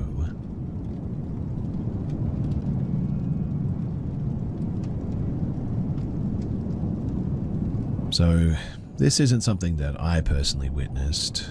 I was told this story by one of the men who allegedly saw it. For context, this guy had run with some questionable crowds and did what jobs he had to do to make money at times, if you get my drift. So, he has a lot of stories. I mostly consider this a tall tale, but there is still enough of it that makes me wonder, well, what if? According to him though, we call him Zed, he had been finishing up some work down in Louisiana back in the late 1990s with his buddy and had a few days to kill, namely to get some fishing and hunting in, albeit out of season. One of the guys that they had worked with gave them directions to a spot way back in the swamps and marshes, or the bayou as it's more commonly called, that they could do that without risking being caught by fish and game agents. He said one of the best things about this spot was there were, oddly enough, never any alligators there. Bit of a red flag, that one for sure. Anyways, one fine morning they set out in their boat before the sun was up, navigating their way through the swamps. From what he described, this was a section that was close to the Mississippi border, routes used by smugglers to move various products across state lines. They finally arrived at the spot after a few hours and some detours, their way of not saying that they got lost, turned off the motor on their boat, and started fishing. The trees were just thick enough to prevent you from being seen from overhead, and they were essentially in a huge inlet that was somewhat sheltered from the rest of the bayou, and had the start of solid land along two sides of it. By solid land, that also meant that you could walk across 10 to 15 feet of muck that could suck your boots off before you got to the solid ground. So, according to Zed, the day was progressing and fishing wasn't going great, but they still had some beer, so they weren't inclined to go anywhere. They both noted that, as the guy had said, there were no alligators. Normally, you could spot them lurking around or sunning themselves, but they were just utterly gone from that spot, as were most of the big fish, it seemed. It was at this point that they observed a herd of feral hogs emerge from the undergrowth on one side of the lagoon and make their way to the muck that was described before, and commence to start rolling and rooting around in it to their heart's content. Zed and his buddies slowly angled their boat closer, as they had sidearms with them and certainly had no issues with getting wild pork instead of fish if the opportunity was there. The hogs were leery but not afraid, keeping the humans in their line of sight as they frolicked. Zed saw that they had no real way to get to a hog if they shot it there, so they just sort of floated along and watched for a good opportunity. But instead, they saw something else entirely. According to Zed, that's when they saw the mud start to move. He knew instantly that it wasn't an alligator, as an alligator would be flailing around in the mud trying to reach the hogs, and whatever this thing was, it was covered in the mud. Now, the only way that he could describe it was something was pushing its way through the muck, like a mostly submerged bulldozer, creeping up on the pigs. They watched as it slowly approached a cluster of hogs who had noticed the movement, but seemed more curious about what it was than afraid. One of them, a pig that Zed esteemed was between 150 to 175 pounds, was the furthest out in the muck and made the mistake of attempting to sniff at whatever the intruder was. Zed said that, quicker than they could react, something lunged out from the muck and was suddenly attached to the pig's head and face. As the pig thrashed and tried to jump back, letting out the most blood-curdling scream that they'd ever heard, the thing was hauled partially out of the muck and came into better view. Zed realized quickly that it seemed to be an alligator snapping turtle of proportions that he had never ever heard of.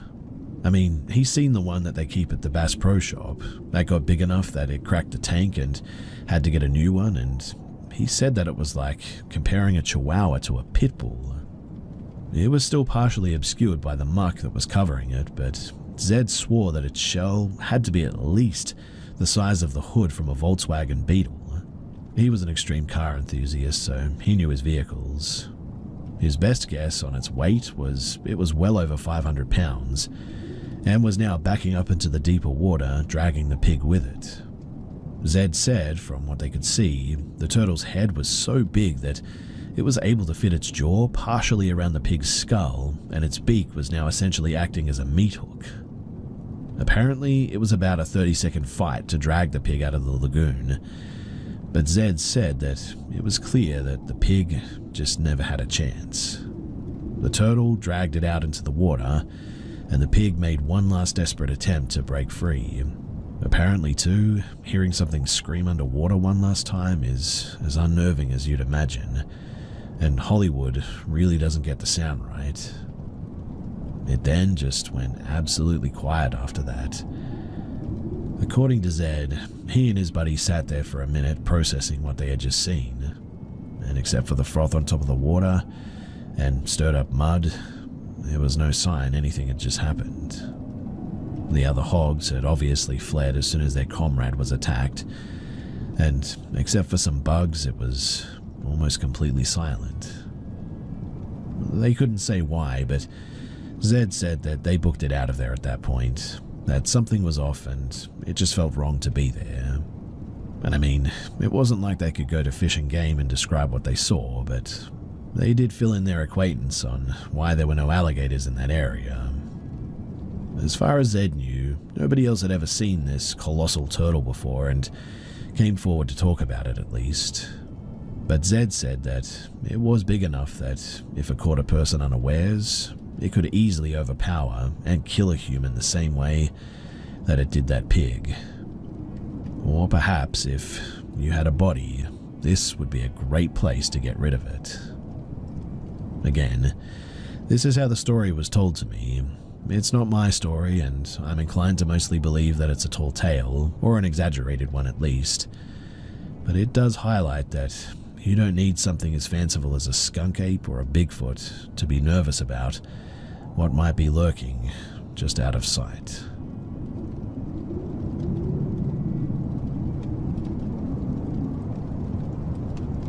So a few years ago, I was on vacation to Edisto Island, SC, with my family, mum, grandma, uncle, husband, and 2 of my young kids. On day 5, I noticed that my storage was full on my phone when I went to take beach pics, so I checked and found a 23-minute long video, 23 minutes and 17 seconds to be exact, of me sleeping in the bed. After watching it a couple of times, honestly, I was half scared to death. The video, it was taken super early in the morning. My husband was sleeping in the twin bed beside me, 2 beds in our room. I was in one and him in the other bed, while my kids were both in the kitchen with my other family members mentioned above. In the video, you can hear the voices of all of my family members in the distance, kind of being loud, but you can tell that they're definitely in a different room. The video zooms in on my hair for a long time, and at the angle that it had to be to film me. There's absolutely no way that it could have been me recording, is what I'm getting at. I mean, you can see me roll over and the whole bed moved when I do, yet the phone kept recording me and stayed completely still. It moved in a sort of weird robotic way when it did, while recording. So steady that I don't see how it could be even a person recording. It stayed on me most of the video, continued to zoom in and out on my hair, then it slowly turned to my husband laying in the other bed, showing him sleeping, so it definitely wasn't him recording me. This also might be too much information, but I sleep in my underwear only, so I'm positive that it was not any family member trying to play a trick on me. None of them would have recorded me naked, and hearing them in the other room ruled them out anyway. We were staying in a condo on the 2nd floor up. Our doors were locked and it was a small room. I really don't see how someone could have gotten in, especially without waking us. Plus, they would have had to have been standing above me with my phone. It freaks me out. You can also hear me starting to wake up near the end of the video, saying my husband's name while I'm sort of half asleep, telling him, "You know we need to get up soon, right?" Followed by, "I'm freezing." I've thought on that so much too. I really have no way to explain this. I don't really believe in ghosts enough to say that it could be something like that, but I just really can't explain it. It still gives me chills, and I can no longer sleep with my phone beside my bed since it happened, unless it's on a charger, but I don't know why that seems to give me some peace of mind, but for whatever reason it does. I genuinely believe now more than ever that I will forever be trying to understand what this experience was.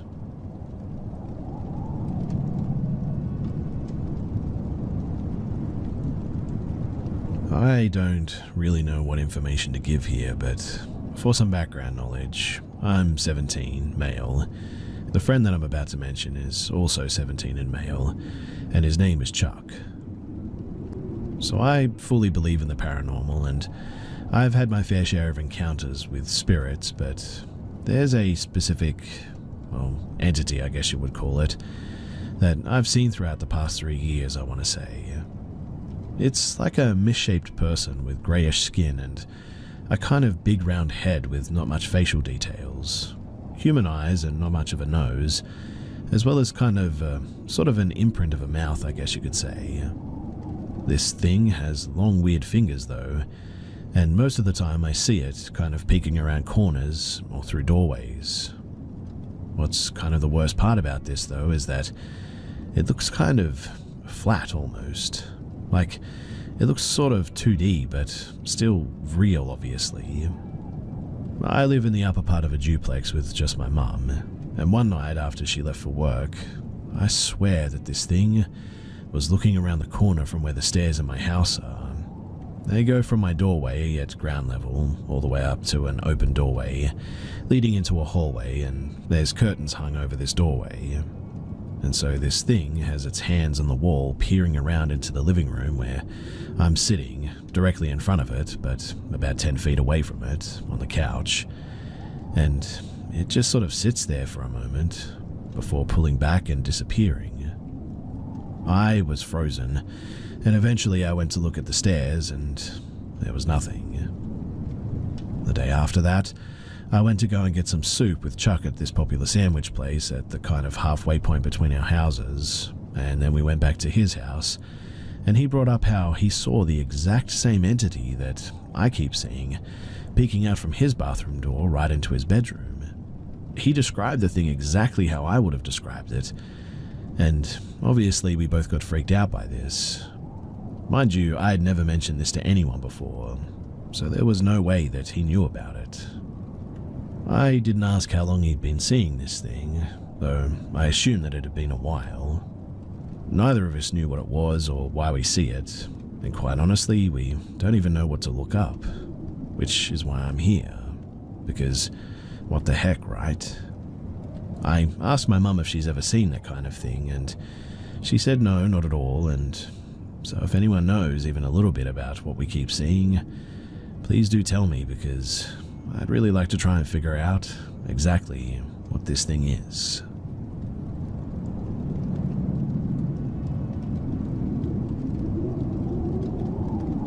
This happened some months ago now, precisely on the 5th of November. I live in northern Italy, so that was the evening in which the red aurora borealis appeared visible for us. I was chilling at home after a long day when one of my friends calls me and asked me if I wanted to go and try to see the aurora with him. I said sure, because I'm always up for an adventure, and from where I live on the top of the mountain is circuit like 1 hour in a car. So at about 9:30ish, he comes to get me and we go up. We even see a cute chunky fox while ascending. When we arrive at the top of the mountain, there's a big parking lot there and we get out of the car. It's pretty freezing, the wind is howling. We encountered only one other car on the road and one is parked at a distance from us. Apparently empty or just dark, I guess. We take some pictures. Can't really see the aurora, but just some reddish specks of light here and there. Still pretty magical if you ask me. We can, however, see a beautiful Milky Way, so despite the cold, we just sort of stand there in admiration of the universe above us, chatting lightly. Now, after about 40 minutes to an hour, for some reason I start to feel a bit uneasy. Not really with a reason, but then my friend goes to pee, short distance and remains in sight, and I concentrate on the surroundings. As I'm used to giving credit to my internal voice, I listen to it, and that's when I suddenly start picking up on something. I hear footsteps. Every time the wind goes down, they go silent, but a bit delayed. But despite this, I can clearly distinguish them, as the ice snow crunched under the weight of somebody when the wind picks up in strength. I tell my friend when he comes back. We listen, and he confirms it, as they're getting progressively closer. We made eye contact, decided that we had seen enough of the stars that night, and didn't want to stick around to find out what this was. Calmly walked to the car, locked the doors, and we booked it swiftly down the mountain. We kept checking in on the news the next day regarding robberies, etc., but we never heard anything. I'm still amazed and kind of spooked, I guess, with how sudden a very calm, peaceful, and overall nice night almost resulted in a dangerous encounter, I guess. A biped trying to sneak up on you? A biped trying to sneak up on you like that. Really doesn't seem friendly.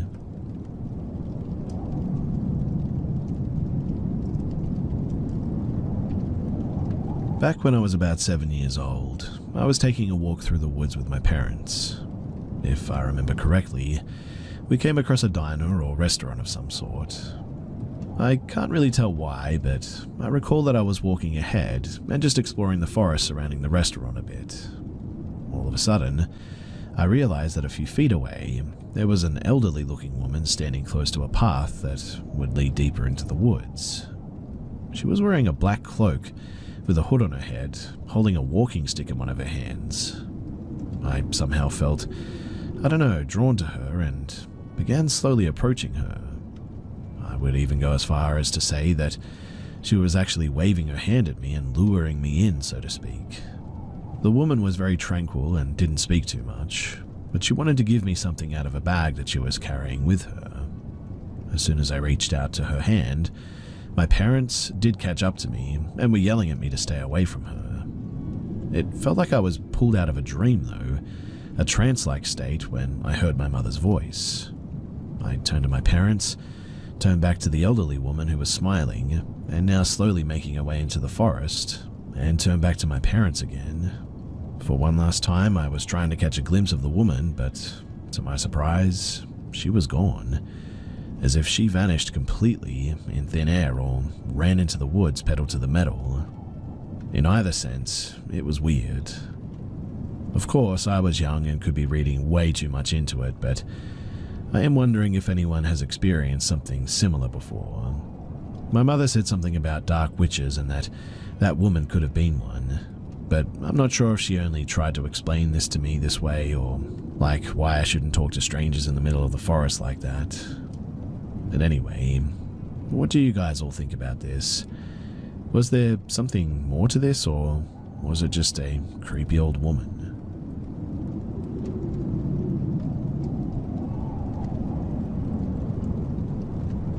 So I was walking my dog in a small bush track near where I live.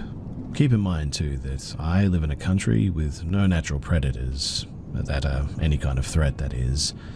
The most dangerous animal in our country is probably domesticated dogs. It was enjoyable as usual though.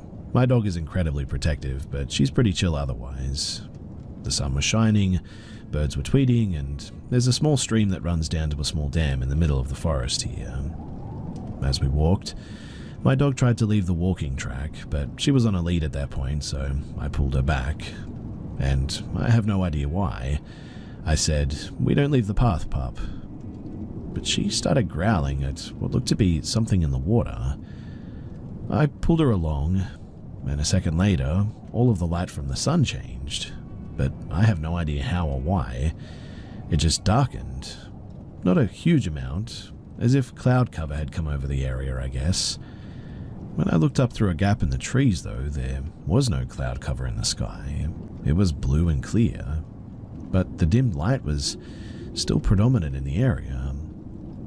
Next, though, I heard heavy movement in the water, and then twigs and branches breaking near me. I scanned the area. It's not dense bush or anything, but I saw something. As I'm a chaplain, I began to bless and consecrate the area as I walked. The next section of the walk is gravel, and I thought that I could hear footsteps following me, so I turned to look every few steps, but saw no one. Suddenly, though, I caught the whiff of like a dead animal, which lingered no matter where in the bush I was, and I was suddenly incredibly anxious and felt like I was being watched. Then the walk turns into a wooden planked walkway sort of thing. I continued to hear walking behind me on these planks. I also continued to pray, and as I walked, I heard a loud, very audible, "Enough" from behind me. At that, I instantly spun and did a small Latin spiritual condemnation that I know, and then I continued walking. I went to do a second round of the track, and at the entrance or exit, my dog started behaving incredibly strangely. She bit the lead and tugged on it to try and pull me up the stairs at the exit. She tugged and tugged, but I pulled her along and did a second round of the route while continuing to bless. She was randomly growling behind us and into the bush as well, but I could never seem to see whatever it was. The first time I just caught a glimpse of whatever this thing was, but now there was just nothing there. Again, we don't have stalker predators here that are kind of big or threatening in our country at all. On this second round, the dark and light continued, and I saw the movement of something in the water that looked very large.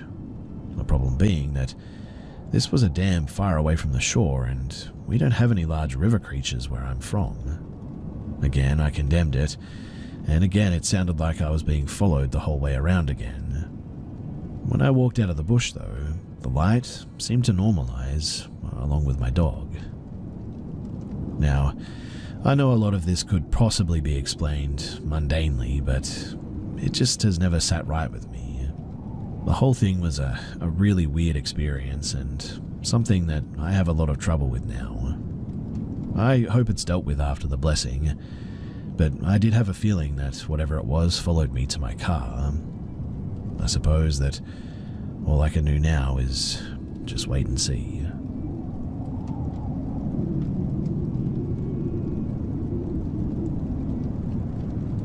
So, the first thing that ever happened to me was when I was 11 years old in 1988. It was when my mother and my aunties had a party one day, and someone called that party and they didn't answer. They were too wasted, and it went to a live answering machine. Plays messages out loud as it's being recorded. As they continued drinking, the answering machine went off, and slow breathing occurred, eventually getting everyone's attention, then growling so loud that it honestly startled everyone. Frozen and scared while listening to the sounds, and then it ended and all of them freaked out. At 11, I wasn't there, I was at home asleep, but they all decided to go to my mum's house and play the answering machine again. It was so loud that the house felt like it was shaking. But was the house shaking? Who knows, maybe my 11-year-old self just made that up, but I ran downstairs and watched them gathered around an old answering machine, eyes wide, shaking, some of them crying. I freaked out like watching a horror movie, and that's all I really remember. Nothing really happened to anyone. Nothing else really happened to anyone, but it was certainly a freaky message. The second thing was when I was about 13 in 1991. I joined a local gang in my city and became a hooligan. I was at a party, yes, a party again, and the owner of this scum-rooming house on the poorest street of the city was in Winnipeg. A gang member rented it apparently, and the other roommate that lived there wasn't home for like 2 weeks and told this dude to stay out of his stuff. The dude, though, went into his stuff to find things like Polaroids of literal feces. I have no idea what I was staring at, to be honest. Just fleshy turds in jars, I suppose, and a bunch of cassettes with weird writing or symbols, whatever they were. We're all drunk and partying, and the dude plays the cassettes, and the familiar sounds from what I heard when I was 11 starts playing. All of these gangsters start freaking out a bit, fleeing from the place, including me. We never ever went back to that place again as well. The dude who hosted the party was beaten to an inch of his life, and that's all I really know about it. I've told these stories to my wife later in my years, and we took our kids to the Teenage Mutant Ninja Turtle movie back in the day. It was an animated CGI movie for anyone interested. Anyhow, I don't remember the year, but I know when we came home, my wife played the digital answering machine on speakerphone, and guess what? Yes, that same voice was on there. She literally grabbed the box and ripped it out of the wall at this point. We don't know why, but she just freaked out hearing what I told her about for years, and she believes me now, that's for sure. And about 7 years ago was the last time, and it was a live call to my cell phone. I hung up the second that I realized what the call was, and I haven't heard it since. Now, I was watching WF Files, and one of the videos had the exact sound, and my sister and I heard it, and she turned to me and said, "Do you remember what we heard when we were kids?" I said, "Yeah," and she said, "Well, last year it happened to me again." And at that, I decided to look it up finally and see what I could find. I can find by other people's experiences that they can actually receive a phone call from someone that they know. I read a story a mother called her son and he heard the growling or screaming. She heard him hang up and freak out apparently. I found out that this happens a lot in fact, like someone is leaving a message on the answering machine and it sounded like growling or snarling or heavy breathing, but the person is leaving a normal message on their end. I really have no clue what's going on, no idea at all, but it's really scary and hopefully someone who has resources does a video investigating this phenomenon or whatever it is. Or maybe some other people have some ideas as to what this could be. I mean, you feel dread, unrest. It's small, but when you hear what I and others have, it definitely grows into, well, being terrified. I really have no idea what it was, and neither do people on the internet, really. It's a freaky experience, and honestly, I know people are probably going to troll me for this, but I don't really care. It's something that I remember and something that's always weirded me out. And if you have any idea as to what it is, then please do share because it's bothered me for all these years.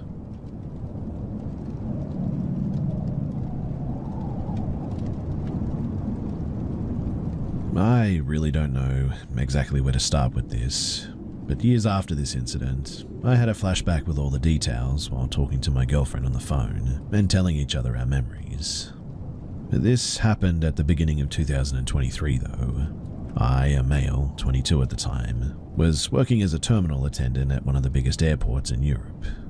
My job description was mostly to give directions to arriving and departing passengers in this airport, as a big city as it was, to solve their problems, to solve visa and passport related problems, stuff like this. Now, for some reasons I can't tell you exactly which airport it is, but you can probably guess from the details that I'll give. Since the airport is actually really huge and in a very key location, it is one of the transfer points for passengers coming and going from Asia, Africa, Europe, and America.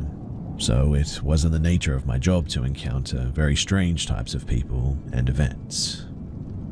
I was working 12-hour shifts at this point, some days at night and some days during the day, and the area that I was working in was determined by daily assignments. This incident happened during my 12th-hour night shift on the transfer floor for the airport, the common point where international passengers wait for passport control before picking up their luggage, and where the passengers of all incoming international flights flow. Actually, when we work, we're supposed to wait at the fixed point when passengers don't specifically call for us, but it was like 3 o'clock at night, and since flights and passenger traffic slow down at that time of night, I decided to patrol around a bit. I left my station and went to the gate of the only arrival flight at that time of night. I decided to wait there in case passengers needed help when the gate opened. After a while, the plane pulled up to the gate. The gate opened, and a lot of normal-looking people walked out of the gate and into the transfer center. All except that woman. That strange-looking woman who, honestly, made me feel cursed by the cold January air. She was a brunette in her late 20s, covered in dirt and torn clothes. Her hair was missing in some places, and the hair that was there was rather unkempt and I think a bit burnt as well. When she saw me in my uniform, with unusually large pupils, she walked up to me, looked scared and confused. "Excuse me, do you work here? I need help." Of course you need help. I wanted to take her arm because she was having trouble walking, but the smell emanating from her, don't judge, it wasn't a normal sweat smell, but it smelled like she was already dead, made my nose hurt, and I immediately abandoned the idea. I sat her down on a seat reserved for passengers, and I stood opposite her and asked her in a calm voice how I could help her. "I had a very bad experience. That's why I'm running away from there. I haven't eaten for days, and I think that there was something in the water they gave me on the plane. Since I drank it, I don't feel well, and my mind is all fuzzy."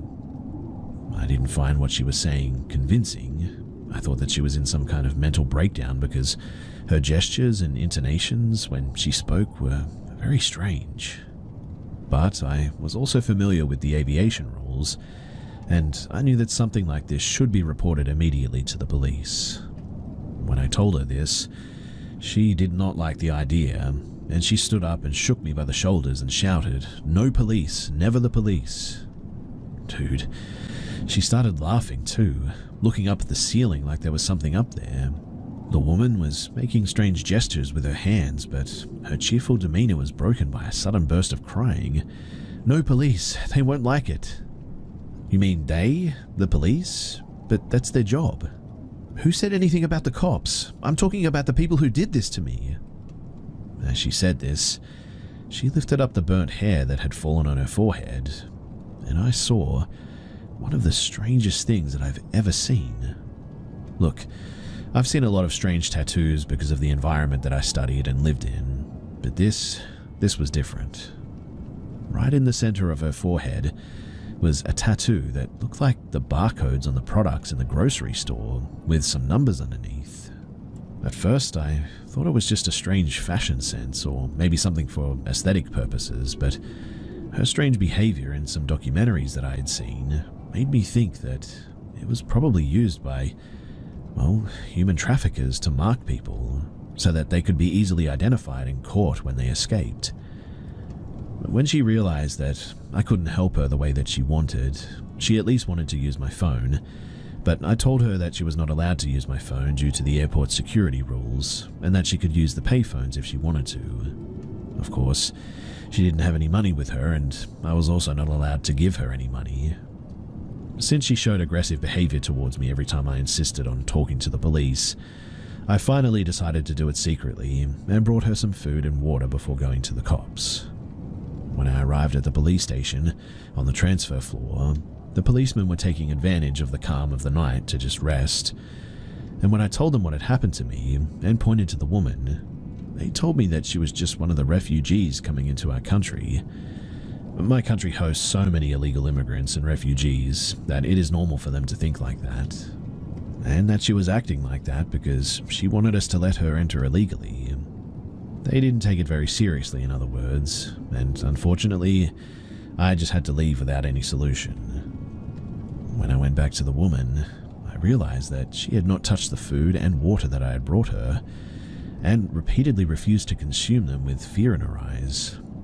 I decided to have a conversation with the woman, so as not to be too judgmental.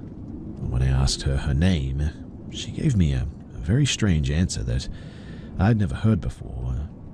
It was like a name from some ancient language, and even now I don't remember exactly what she said. When I asked her where she came from and where she was going, she said that she didn't know. To get this information, I took her passport and her boarding pass from her hand. I don't remember exactly, but she was coming from an Asian country and her next destination was not written on the boarding pass, so her ticket was valid only until here, which was very strange. At this point, I decided to end our conversation, which was not very productive in the first place, and leave her alone to observe from a distance. I had to go back to my station for some paperwork anyway, and decided to take care of it in the meantime. Later that night, at around 6 a.m., my other colleague was due to arrive at the station to hand in my shift. I was going to exit through the door, where they were going to enter to the transfer center where we were, and before I left, I decided to stop by again on my way to see this strange female visitor. When I went up to her, she was holding a book in her hand. It was a book with old covers and yellowed paper, but I didn't understand what was written in it until she pointed at me and called me over. Even then, I didn't understand it. It was a book written in a language that I didn't know, and I don't want you to think that I was making it up, but it was a book with strange figures of people and other drawings. The woman pointed to one of the drawings and said, "This is how they do this." "They do what like this?" I was confused. "Can you be a bit more specific?" When I said that, she shook her head from side to side laughing. She had an expression as if I wouldn't understand even if she explained it. I then told her that a friend of mine would be arriving soon in my place, and that if she had any problems or needs, that she could contact them as she wished. I gave her directions to the restroom, where she could get food, the police station, and the ticket office. After a few seconds of looking at my face, she then thanked me in tears and took my hands in both of hers and looked me in the eyes. I didn't know exactly what had happened to her, but at that moment, my heart honestly broke, and I put my other hand over hers and I nodded.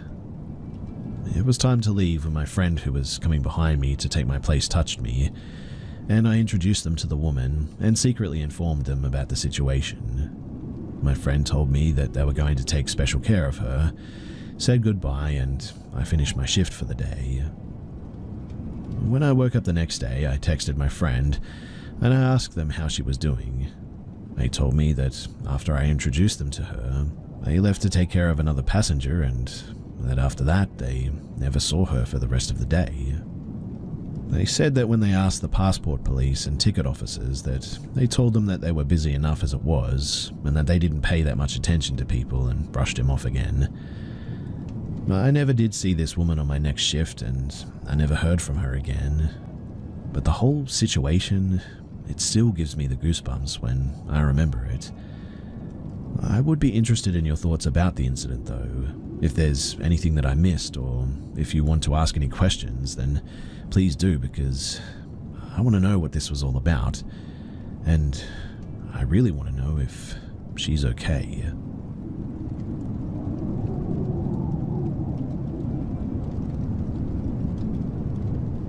This happened to me 15 years ago when I was 13, and it still gives me the chills. For context, I grew up on a cattle ranch in the middle of the Great Plains in the US, a very remote area, and our house was right in the middle of pastures, where our cattle lived about 5 miles down a gravel road from a 2-lane blacktop. The closest neighbor was at least 2 miles away, another rancher. The closest gas station, about 17.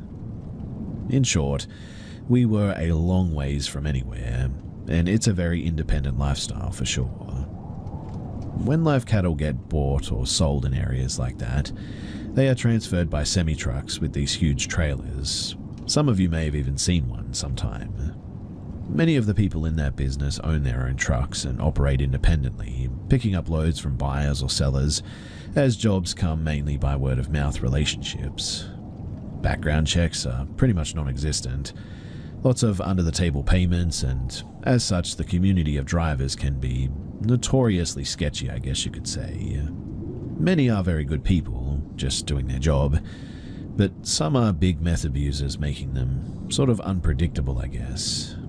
The meth abuse typically starts as a side effect to working very long hours and going on long hauls alone so often. This all begins with my parents leaving for the weekend to take my little sister on a trip to Dallas. My dad, he had a load of cattle coming in from Nebraska scheduled to arrive around midnight, and this was the first time that I would be home alone to take in cattle like this myself. The process is simple enough. I mean, they just back into a load chute and drop off the cattle while the receiver counts them and signs a slip confirming that they all arrived. So I wasn't too worried. I had been around my dad doing it many times anyway. My dad did give me good instructions though to not tell whoever showed up as the trucker that I was there alone, which honestly I believed helped me out a lot later. Anyways, they leave for Dallas and I wait around until midnight, then start watching up towards the dirt road that I know the guy was supposed to be coming in on, and I don't end up getting a glimpse of his truck lights until at least 1 a.m. When I finally see him off in the distance on that road, he stops completely and sits there for like 30 minutes. All I can see is his truck and trailer lights, and no one comes out there, so I know it's him. When he finally starts moving again, I go out to meet him at the landing chute and help him line his trailer up to back up. This guy steps out once he gets backed up and easily weighs about 300 pounds, and he is one of the dirtiest people that I had ever laid my eyes on. Quite honestly, I don't think that he had changed his clothes in days, and had spilled food and drinks and cow poop all over himself. He started to talk about being late in very random directions, kind of rambling nonsense, No clue what he was trying to say exactly, but he may have been drunk and having a hard time keeping his excuse together. He mentioned a flat tire and also running low on diesel, then something about animals on the road or whatever. He eventually asked how old I was though, and when I told him, he said, "Mighty young to be out here dealing with this. You need to be somewhere out there chasing some girls. Do you like girls or boys?" "Don't matter to me none. I like both." And I was thinking, what the heck? But told him definitely women. Growing up around a lot of blue-collar guys, I wasn't a stranger to raunchy talk, but this was one of the crazier things anyone had ever directed towards me. He then went into an absolute unhinged story about chasing women when he was young back in Missouri, apparently. And the gist of it was that he'd been hooking up with a girl that he met at a bowling alley for months at one point until one day he went to his family reunion and she was there, apparently. Turns out that they were second cousins, but that didn't bother us none. We kept doing it for another year. I've hardly said a thing at this point, and he'd been talking to me for at least 20 minutes. Once he gave me a gap, I said, "Hey, we should probably unload these, yeah?" And said my mum was back at the house and would probably wonder what was taking so long. He grumbled a bit while making some crazy sexual remarks and some comments, then climbed up onto the loading area to open his back gate. These cattle trailers are huge, mind you, and have a lot of different compartments inside them. Putting a few cattle in at a time in bunches, then shutting them in the compartments makes loading them easier, and they're also safer on journeys because it prevents them running all over each other. This one, for instance, had 6,700 pound cattle on there. So, he let off that first group and I counted them, and then he got into the trailer and opened up the next compartment and let off that bunch. For the third compartment, he was in there shaking the gate around and grumbling nonsense, and then starts yelling out to me that he needs me to come in and help him. I was already very sketched out by being alone near this very perverted dude, but this threw my alarm bells off completely. I mean, you have to understand that never have I once had any trucker ask me or seen anyone else be asked to go onto a trailer with them, and this huge dude was clearly just trying to get me into that tight space. I told him that I needed to stay outside to count, and then he shook it a bit more and tried to get me to come in there again, said that he really needed a hand. I told him that I'm not getting in the trailer with him, and he needed to figure it out. After a lot more back and forth with this, he finally opened the gate.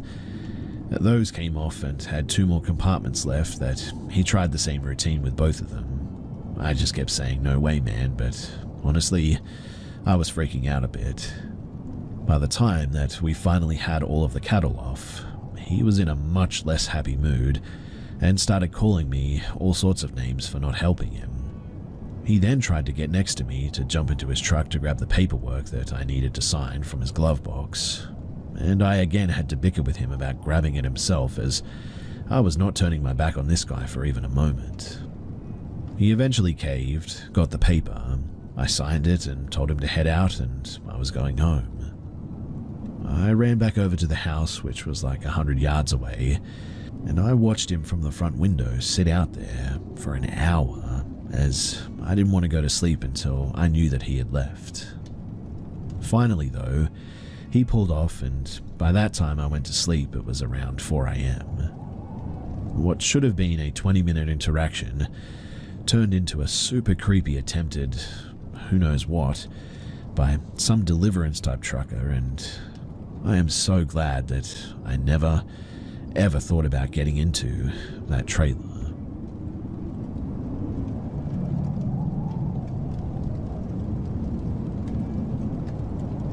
The point of me sharing this story is to illustrate just how quickly a hike can turn into a potentially life-threatening scenario that takes you off of the trail. So back during COVID, a friend of mine who was an experienced backpacker invited me to go on a 3-day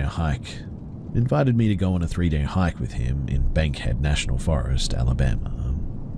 I had never really hiked before and had no equipment, but he told me exactly what I needed, and we went to REI to buy equipment.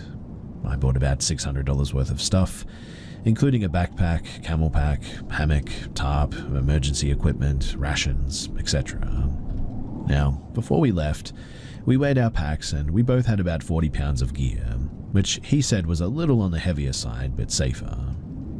We printed out some maps of the forest that included trails and streams. We planned a 22-mile hike over 3 days, giving us time to fish because we were really into fishing at the time. The first day went by fine. It was 98 degrees and humid, typical for summer in Alabama.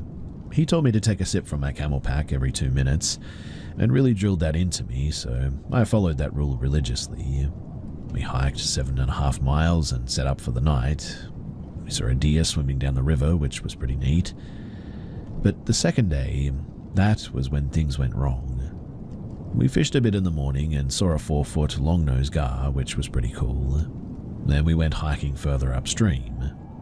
It was almost 100 degrees at this point, and by noon we were running pretty low on water, so we looked at the map and planned to get more at the next stream. However, the next stream was dried up.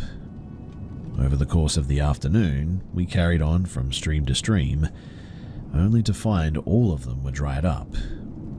We got desperate and checked the map for off-trail streams, and went about a half-mile off-trail to find one that seemed promising, but it was mostly mud. We were so desperate for water, though, that we attempted to pump from the muddy water with our filters, but in the end, it ended up clogging up our filters. We were in a really bad spot, half a mile off trail, 5 miles from the last water source, and it was already almost evening at this point. So, we abandoned the original hike plan and made a mad dash back to the last known water location. By the time that we got there, it was almost dark. I was feeling a bit exhausted, I'll admit, but otherwise fine. However, my friend, who was the experienced one, mind you, started vomiting and trembling uncontrollably. He couldn't drink water without immediately throwing it up, and couldn't stand or really even move without his muscles contracting, in what he described as the most painful thing that he had ever felt. I set up both of our hammocks and picked him up and placed him in his. We had no cell reception, it was dark, and we still had 6 miles to go to get back to where we needed to get to. The next day, he was a little bit better, but it took a very long time to make the hike back as he was constantly stopping to rest or to throw up. It was quite a battle to get back to where we needed to go, but eventually we found our way. This shows, though, that even if you are experienced, your situation can go from routine to, well, literally dying and unable to function in less than a day. If I wasn't with him, he probably would have died, perhaps off of the trail deliriously searching for water or something. I am now sure that many of these cases involve someone suffering from dehydration, hypoglycemia, or low electrolytes, driving them to go off trail in confusion, and unfortunately, to die.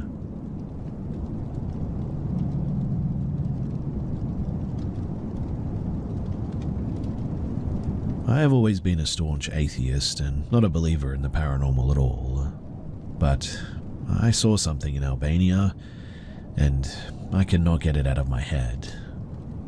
I would like to start this off with a bit of a history lesson too. So, during the Second World War, Albania was occupied by the Nazis. After the Second World War, Albania decided that the best way to fend off fascism in the future was to become a communist and isolationist country. They closed their borders in 1946 and declared themselves the world's first atheist nation in 1967. Religion was outlawed in 1967, and religious buildings were repurposed or destroyed. Previously, Albania was a mix of primarily Catholicism and Islam, and just because it was not legal does not mean a person will stop practicing their faith, right? Catholics were seen as a special threat due to a perceived loyalty to the Holy See over the state. Shkoda, a city in northern Albania, housed a prison that held and tortured practitioners of Catholicism. Many people died there too, and they refused to give up fellow practitioners under extreme forms of torture. Now, this prison is a part of the museum called the Site of Witness and Memory. The first part details the events leading up to and following the outlawing of religion by Enver Hoxha, And the second part, well, that details what went on in the prison. At the end, you are permitted to walk into the prison and its cells, and on the bottom floor, some cells display prominent people who were held there and resistance in the face of a concentration camp. Others display anti-religious propaganda, and some tell stories of camp conditions and how information was shared throughout the camp. Most of the cells are empty, but you can walk inside of them. Each measure about 5 feet by 5 feet, and the last room is much larger. It is where the inmates were brought for questioning. The original desk, typewriter, and telephone are all still there, as well as a chair where the inmates would have sat. Now, there is a second story to the prison, and I went upstairs to check it out. But all of the cells were empty, and to be sure I didn't miss anything, I poked my head into each one as I made my way down the hallway.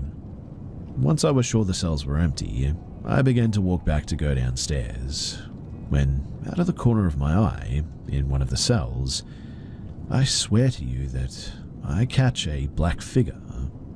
I caught a surprising amount of detail for only catching a glance, but it was about 5'6", emaciated, and was standing head against the corner, hands on its face and facing away from me. Pure black and with shadows spreading out away from it. At first, I genuinely thought that it was a cardboard cutout that I had missed, so I took a couple of steps back to check, but when I did, the room was completely empty. I was also overtaken by a sudden sense of what I can only describe as pure fear. I wasn't in any danger, I guess, but I don't think that I was ever that scared before. In fact, I ran out of that museum. I'm sure I got a couple of odd looks from security and other attendees, but quite honestly, I really didn't care at that point. And ever since then, I just have not been able to shake what I saw. I don't think I believe in the paranormal, but I also just have no explanation as to what I saw. It looked and it felt very real. I came across this place and I just thought that you guys might have some answers, and so that's why I'm here and I'm sharing this. Is there more to this life than just the physical, or was I just going crazy at the time and seeing things?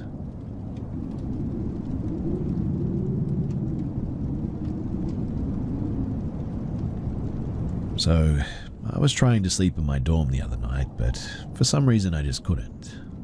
Then, out of nowhere, I felt movement from underneath me, so distinct that I honestly thought that it was my pet snake. I put my flashlight on and saw that she was in her tank, so I laid back down and closed my eyes, still fully awake and now a bit uneasy. Mind you, because I've been asked about this, I was completely sober, no weed, alcohol, or anything. But then, my door, that was completely shut, opened on its own.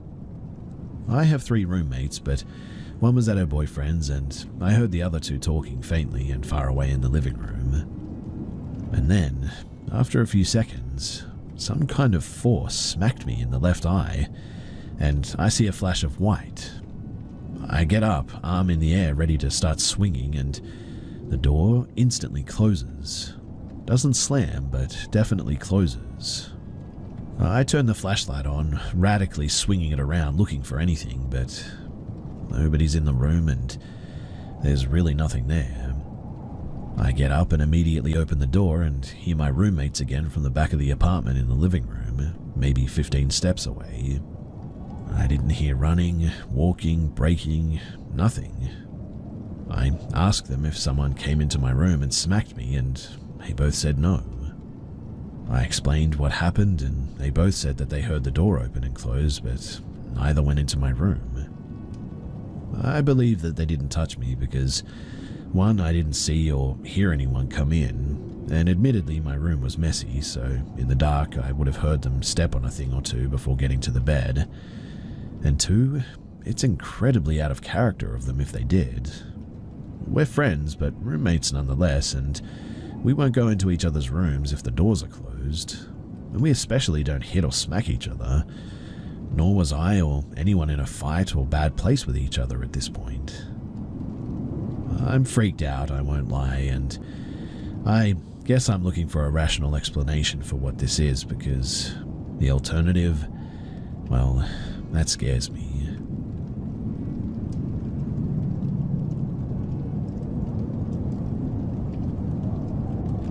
I want to share something profound that happened to me when I was a teenager in 2008. So I grew up in a haunted house in a town near Seattle. The houses of my suburb, they were surrounded by evergreens and large rhododendrons, which made each home seem private and secretive. Another day I'll share some more experiences. Spooky stuff happened to me all the time, but never to any of my family members. I saw shadow people, astrally projected, but cannot anymore sadly. Had an imaginary friend who manifested to me as real as any other person. I also had a terrifying year where a demon tormented me. At times, my friends would see the phenomenon as well. But when I was a kindergartner, 5 to 6 in the States, I met my best friend Lenore. We instantly became friends till the end. Thick as thieves, we were each other's rocks until the age of 16. Lenore, she suffered from severe depression and also thoughts of self-deletion, despite being a straight-A student. Artistically and musically, she was very talented, and she was popular. Not to mention, she was absolutely gorgeous. Her family was comfortable with multiple vacations per year, some of which I was invited to. It just really goes to show that mental illness can strike anyone from any background. But she had witnessed some of the spooky stuff that went down at my house, as she was there frequently.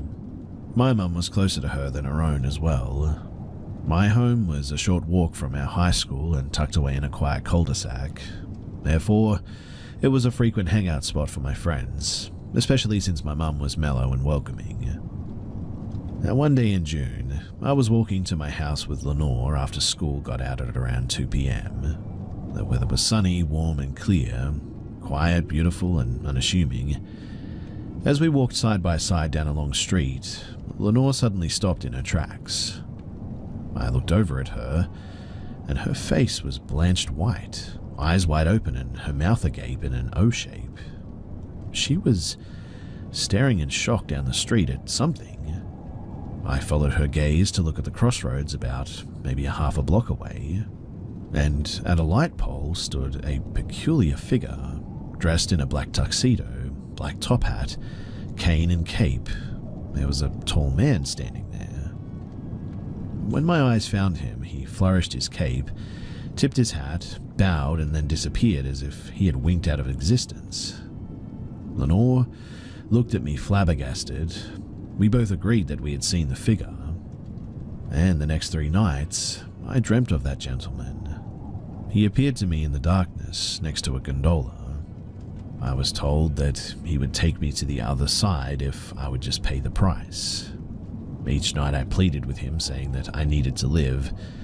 He was never pushy though. He never scared me. He was calm, quiet, and seemed understanding.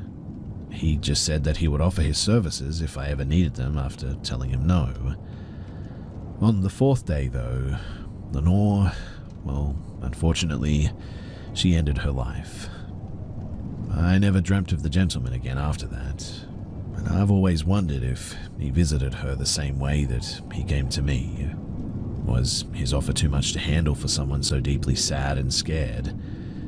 And has anyone else seen him? I was severely damaged by Lenore's untimely death. It took me years to claw my way out of a pit of despair that it brought me to.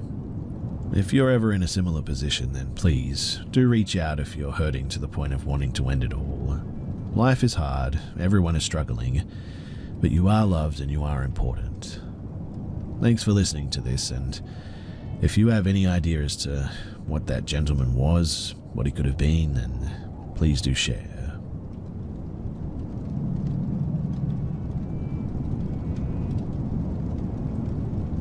One night in 2013, I went over to my cousin's house when I was probably about 13 to 14. This was in California. We were the same age, and she had just moved in with her step-siblings and stepdad with her mum. They were in a transition moving period, and her room was basically in the living room at this point. The only thing separating it was a curtain. It was weird, but not permanent. So me, her, Sav, and our other cousin Trinity were all at the kitchen table talking about, well, just random stories, I guess. The living room and kitchen were all open. Sav's room was about 10 feet away from where we were. My cousin Sav at that time period was going through it really bad mentally.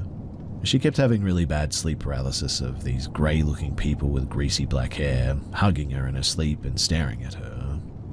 I kept getting the feeling that she had something attached to her. I have always been really spiritual, along with most of the women in my family. When I would bring it up to her, she'd get mad at me though and tell me to just drop it. So I did.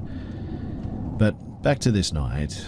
It was probably about 7 p.m. and we had just ate some pizza. Me and Trinity, we were talking about whatever, and all of a sudden, all of the lights in the house shut off for probably 1 second and went back on. We all sort of screamed in unison. No clue why, but I felt extremely compelled to look over to where my cousin's room or curtain was. And that was when I saw this, I would say 5'10" figure. Keep in mind, it's dark out but not pitch black, and we all had the lights on where we were. In other words, we could see clear as day. I just remember the dead silence, and I see this man, and he seemed to have been old, 1800s, 1900s, brownish attire, I would guess. He had a top hat on, but his skin was just completely grey. It looked like someone made a clay figure with real clay. It had human features, but I couldn't make out what I was looking at, really. What I do remember, though, is that I had a pit in my stomach. Like, this thing wanted me to know that it did not want me there. I was sort of in awe, though, staring at it for probably 5 to 10 seconds in silence. All it did was stand there, but all I could feel was disgust, anger, fear, basically any negative human emotion. It just washed over me all of a sudden. After I snapped back to look at my cousin, they were both pale and in shock too. I asked them if they saw what I just did, and apparently they had. To this day, they still remember it too, so I know that I'm not crazy or was just seeing things. We all described the same thing, and at that, I wanted to get the heck out of there. I near started crying because I felt so uncomfortable and weirded out, and called my mum to come and pick me up, but she would be about an hour or two to get me, as she was with friends, and we ended up watching movies, and eventually I fell asleep. I just remember right before, though, how scared I was that I would see it again. I never did, mind you, but years later I met my boyfriend, whose parents described seeing a clay-textured skin humanoid, all grey skin, and it was that same icky feeling. So, has anyone else ever experienced seeing something like this? This was my first vivid paranormal experience, and it seriously shook me. And when I think about it, I still cannot believe that we all saw the same thing. Hand on my heart, this happened. And so, what the heck was it? I mean, I saw it. My cousin had sleep paralysis dreams with the same grey-skinned people. Faces molded like clay, but not quite perfect. My boyfriend's family apparently saw it too, and the whole thing is just so strange.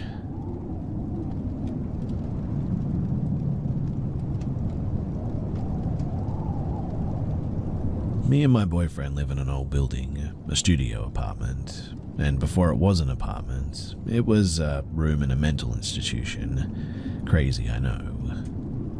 So, my dream started out that we moved into an apartment. Wasn't the same one that we lived in now, and we had a blessing or housewarming. When everything was over, my mum and my grandma stayed to put things away, such as gifts, pots, pans, etc.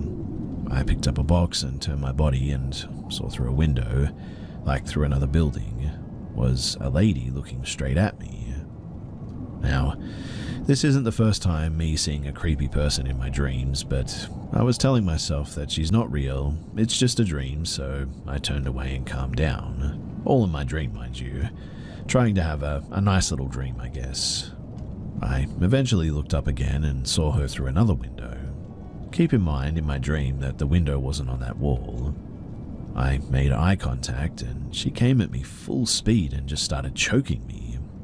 I woke up eyes open, but for some reason I couldn't move, and still was seeing her directly on top of me and was just choking me. It was like I woke up and started coughing or choking on my saliva or something. According to my boyfriend, I looked like I was held against my will with my eyes rolled back, but my eyelids struggling to be open and I couldn't breathe. My boyfriend, obviously freaked out, started shaking me because, well, fun fact, when we started dating, I told him sometimes when I sleep, if I tap him continuously, which is the best that I can do when these things happen, is to shake me awake. And the first time that he shook me, she went away, but I just felt like my eyes were so heavy. My body was falling asleep, but my mind was telling myself to stay awake. Like, I was literally fighting myself to stay awake and not sleep. My eyes fully closed and I saw her again, and she just kept doing it continuously until my boyfriend eventually sat me up and shook me. I then told my mum what happened, and she full on described how she looked from head to toe and told my boyfriend that I have a weak soul and that I'm an easy target, that I should sleep on the outside because that's an easy access. The bed is against the wall and outside, meaning I'm not sandwiched between him and the wall. Since then, my boyfriend always sleeps on the outside, thankfully, and weirdly enough, I haven't had any other incidences like this. I don't fully understand exactly what all this is, but all I know is that if it is sleep paralysis, then it is the weirdest form of it that I've ever heard about.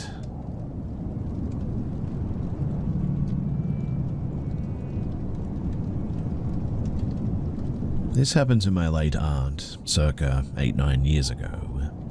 My aunt, Rose, then in her late 50s, lived alone since the death of my grandma in 2004. She has lived in her room for pretty much all of her life. She never married and never had kids. The house she lived in was newly renovated in 2012 because the old 1960s house was falling apart. The turning point, though, was when the ceilings dropped into my aunt's bedroom while my aunt was away. Thankfully, it didn't happen when she was sleeping. The house used to house 2 big families with maids, and at its glory time, it was housing about 16 people. My great-grandma, grandpa, grandma, cousin of grandpa, my aunt, uncle, dad, and little aunt, among others, all lived there. One by one, the family moved out or passed away in the house, but well, the house was almost fully renovated, but still preserving the room and layout of the old house, so you could still recognize that it was the same house. Now, there have been countless paranormal-related events happening to my aunt at this place, but she's really not the type of person who freaked out easily, so she didn't talk about it too much. Among others, there was slightly moved furniture and makeup kits, listening to people breathing on her ears or some giggling. Also, seeing big non-human heads outside of her window. Everything was considered normal in my country, well, all except for that last one. Now, one normal day, my aunt just entered her room after work, and she got pushed hard towards the wall. Her left shoulder hit some furniture, a sturdy 100-year-old teak cabinet made by my great-grandpa, and she fell down. She was taken aback by this, got mad and yelled at the unknown, "Hey, I know you live here, but I lived here first, before you. Let's just be civil and don't disturb each other." The weird thing is that my aunt seemed to know that there was another being living in her room, a lady with long hair apparently, usually only sitting under the ceiling behind the door in her room. You can believe it or not, but according to some people they can see this. I'm taking it with a grain of salt personally, but the aftermath of the incident was very clear. My aunt, she definitely was hurt. She was unable to raise her left arm past her shoulder anymore after the incident, and the reason why she told us was only because she was complaining about her arm, not about the paranormal experience itself. The ghost, whoever that was though, Apparently they had won, because my aunt passed away on the porch in 2017 of a heart attack soon after this event. The house, it now sits empty, and to be honest, I really don't want it.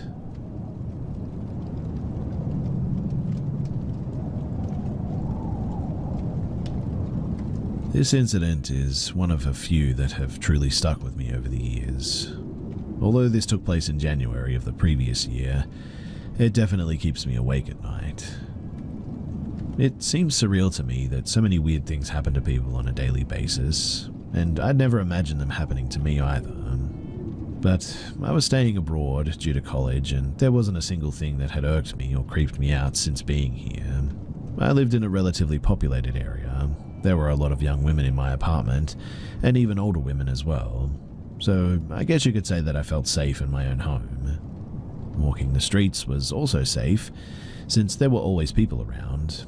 There were apartments, parks, houses, those full-time 7-Elevens and small cafes.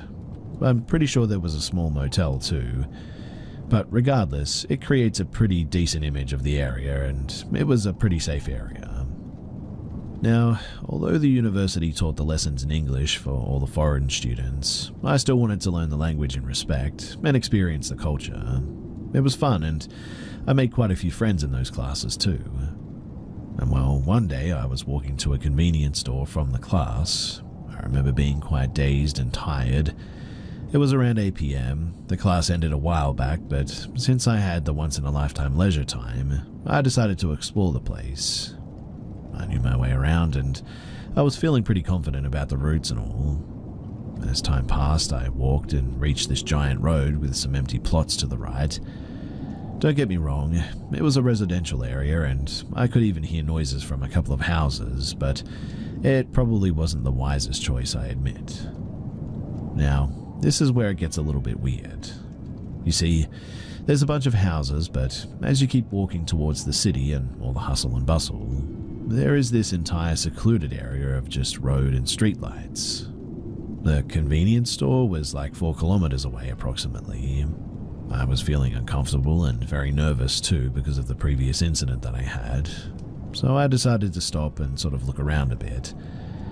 There was nothing, but I decided to start jogging further while looking side to side and back a little bit too. And not even 30 seconds pass and I bump into someone. I felt a feeling of dread rush over me and my hair just stood up. My palms started shaking and I didn't even lift my head up to see who it was. I apologized like crazy, simultaneously backing away and getting ready to bolt out of there like I was Usain Bolt in the Olympics or something. The person, they came in front of me though, started walking towards me in little steps and started moving in this weird swaying motion. It was almost like a cartoon, and while swaying, the person just said, "What the heck? What are you? Are you okay?" with this really arrogant tone. I say person because I genuinely couldn't tell if this person was a man or a woman. Their face was covered by a mask and they wore a large hoodie with sweatpants. The voice was sort of muffled but didn't sound masculine or feminine, to be honest. The person started swearing and doing the weird swaying motion while reaching in their pant pocket. And that was when I caught a glimpse of something shiny, and my instincts that so conveniently died out suddenly kicked in. I took the chance and fled that place quickly. I went to the store and told the clerk. They called the police, who found 2 shoes on the same spot, and along with the shoes was the mask apparently. I never did find out who it was, what they wanted, and how I never saw them lurking around in the empty plots like that. I mean, there were no bushes and the light wasn't scarce either. I have no idea where this person came from, in fact. But what I can say is that I'm glad that I'm safe. Although this happened a year ago, I still feel like I'm not completely safe. I don't know if it's paranoia or something, but I have been having a bad feeling since the beginning of this month. Even if I am with other people or at home with my boyfriend, I feel like I just have no privacy, like something or someone is watching me, which is why I'm here. Does anyone know what I should do?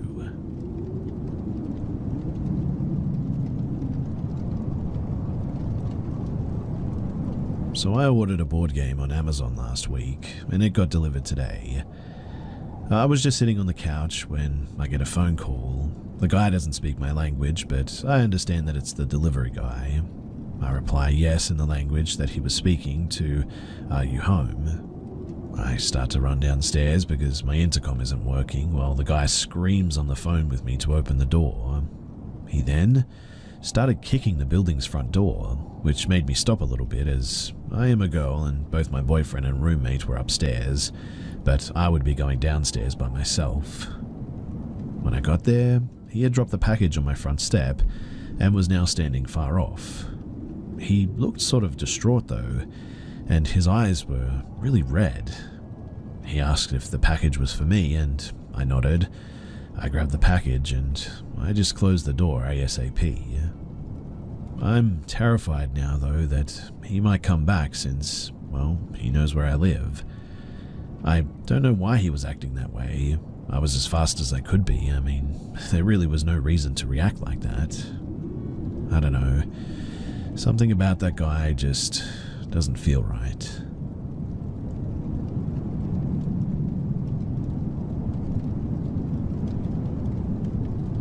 So, an important bit of context here is that I'm an order chaplain for the Order of St. John, a 1,000-year-old Christian order. It is a part of my professional role to investigate and bless areas, people, or buildings that have reported spiritual activity. Usually, it's not spiritual activity. It's someone letting their beliefs cloud their logical analysis. There's almost always a logical reason, but anyway, I digress. So, these are two of the best or least explainable stories that I have that I'd like to share with you guys. The first one is really simple. My wife and I were asleep and there was a really loud howl next to her on her side of the bed that woke us both up. I thought that it was the dog at first, but the dog was sitting there looking between her and I, and it was confused too. We both heard a long wolf-like howl right next to her, and it was just very strange. The other is probably the best ghost story that I have from the job, and I was blessing a house and there was a stairway that switched directions in the middle. The client had a big mirror up on that middle kind of platform, I guess you could call it, where the stairs switched directions. Now, if I see, feel, or hear anything while blessing, I never talk to the clients about it. But the worst thing that you can do as a spiritual professional is affirm their beliefs on this stuff, because no doubt they will be seeking evidence to justify their beliefs so that they feel less crazy.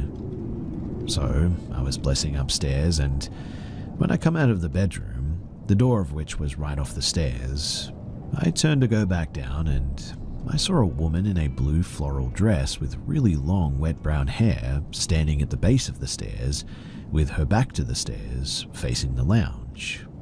And it wasn't just a brief moment. I was looking at them the whole time in the mirror going down the stairs toward the middle platform. I thought the client had a visitor come in that I didn't hear about, so I readied myself to greet them and ask them if I could get past. When I turned the corner though, they were just gone. I sort of pretended to be blessing the stairs and turned around to look into the mirror and nothing. I went back to the top of the stairs, but nothing there either. I was talking to the client later. I hadn't mentioned the woman, and I told her to tell me exactly what she thinks is going on there and what she's seen. She listed off a few really explainable things that I noted, and then said, "Oh yeah, and then there's this woman on the stairs who stands at the top of the stairs. She always looks at me from the bedroom door. She has a blue dress and really long brown hair. I can't usually see any features on her face though." And that is probably the only moment I've really dealt with. I've had plenty of, this might be spiritual, but I feel like I'm just missing something moments. But this one was the most concrete one I've ever had, because if she had just told me about it, as she just did, I would have thought, a hypnagogic hallucination or something. But, I mean, I saw it too. and then she explained it. I still scratch my head, to be honest, about this one, and it's one that always sits uneasily with me. Anyway, I'm always happy to chat and answer any questions you guys might have, so feel free to drop a comment below if you're looking for advice on spiritual stuff or whatever. Just note too that I'm a Christian chaplain, but I don't strictly apply Christian methods. I'm from an indigenous branch of Christianity.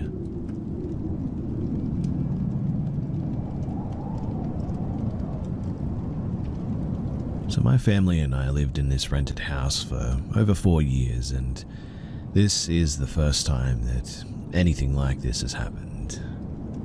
This happened about 2 days ago now. So me being a bit of a night owl, went to bed last, and I shared my bedroom with my mum and my sister. It was close to 1 a.m. and I was preparing to go to sleep. I jerked when someone or something, though, tried to open my bedroom door. I didn't move, but looked at the door for a really long time, expecting someone to open the door, but there was no one. I'm sleeping next to the door, by the way, so I could definitely tell that somebody had tried. And while I'm almost certain that someone didn't enter my bedroom, whatever it was, I could sense that it was lingering inside of my house. I'm sleeping on the mattress against the floor, and I swear that I can hear thumping of footsteps and feel vibrations every step that somebody took out there. I felt like someone was looking for something or someone. The thumping went on for maybe around 10 to 20 minutes. I wasn't scared, but I had no idea what the heck that was and what it wanted. Anyway, yesterday I came home late after hanging out with some friends. My family is preparing to sleep at that point, so they are in their room again. It's around 12 in the morning, and while I'm brushing my teeth, I suddenly look at the darkness in the house. I didn't turn on all the lights, and then I heard footsteps again, and this time I was actually a bit scared.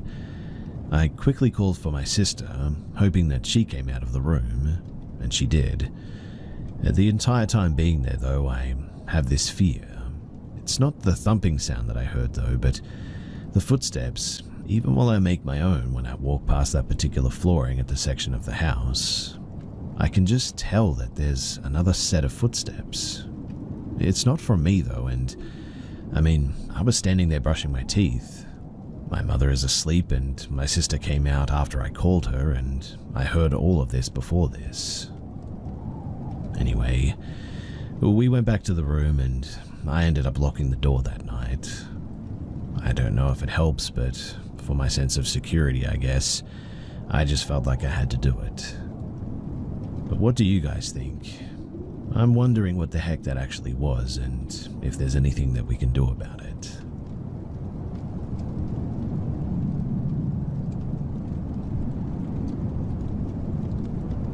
Before I tell my story, you guys are going to need some context. Now, when I was young, my family were heavily Christian, making me spend my Sundays at service and Wednesdays at youth group. I am not religious now, but those years definitely instilled an awareness of the paranatural in me. Now, as I grew up, I became more independent and rebellious, leading me to seek out forms of psychedelic spiritual enlightenment. It just so happened, too, that I deemed that a priority over having a place to stay. As a young adult hooligan living in a small farm town in the middle of Willamette Valley, there weren't a lot of opportunities for kids my age. You either partook in substances, worked in the wine industry, or got involved in numerous cults around. It was about 10 p.m. and as my friend and I were just bumming some smokes from patrons behind the local bar, there were about 5 people, my friend and I excluded.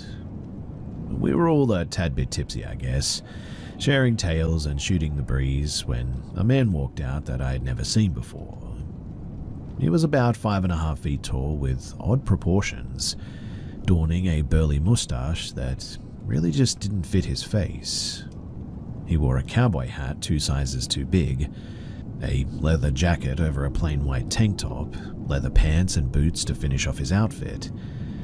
He kind of just stood there too, trying to be a part of the group, yet excluded through some sort of metaphysical divide that I just couldn't put my finger on. After about 10 minutes of loitering, he started talking. He mentioned that it was his birthday and referred to himself as the birthday boy.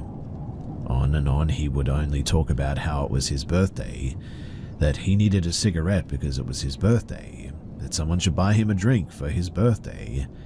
I'm pretty sure that it was his birthday after all. Well, 30 minutes passed and the patrons slowly started filtering out until it was just the birthday boy, my friend, and I. He asked us if we knew where any abandoned buildings were, and if we could take him to one, and I was already unnerved by this guy, but at this point, my entire being was screaming at me to get away from him. Like a switch had flipped, and I could feel some sort of evil intention just radiating from him. I gave some sort of a vague description of a non-existent building, and I told him goodbye. He asked me if I could take him there and celebrate his birthday with him, and that he had some gifts for us. I told him no, as I needed to make it to a friend's house to go and sleep, and he told me, and I quote, "I'll see you again, Noah," and gave a huge, inhuman grin. He then proceeded to sprint backwards for about 30 feet, yes, backwards, spin around, and run in the direction that I gave him. I looked at my friend, and we both started running in the opposite direction, cutting through the side streets and jumping a couple of fences. We ended up making it to my friend's house and making it inside. About 20 minutes pass and we're chilling inside and smoking, and I hear someone singing happy birthday to you outside. I peek out the window and, as you can probably guess, it's the birthday boy. I still don't know how he found us, but he paced up and down that street for an hour or two until he gave up and sprinted away. I never did see the birthday boy again in town, but I will never forget that parting sound, the clicking and the clacking of the sound of cowboy boots furiously smacking the pavement. I don't know what the heck he was, but I am almost certain that he was not human.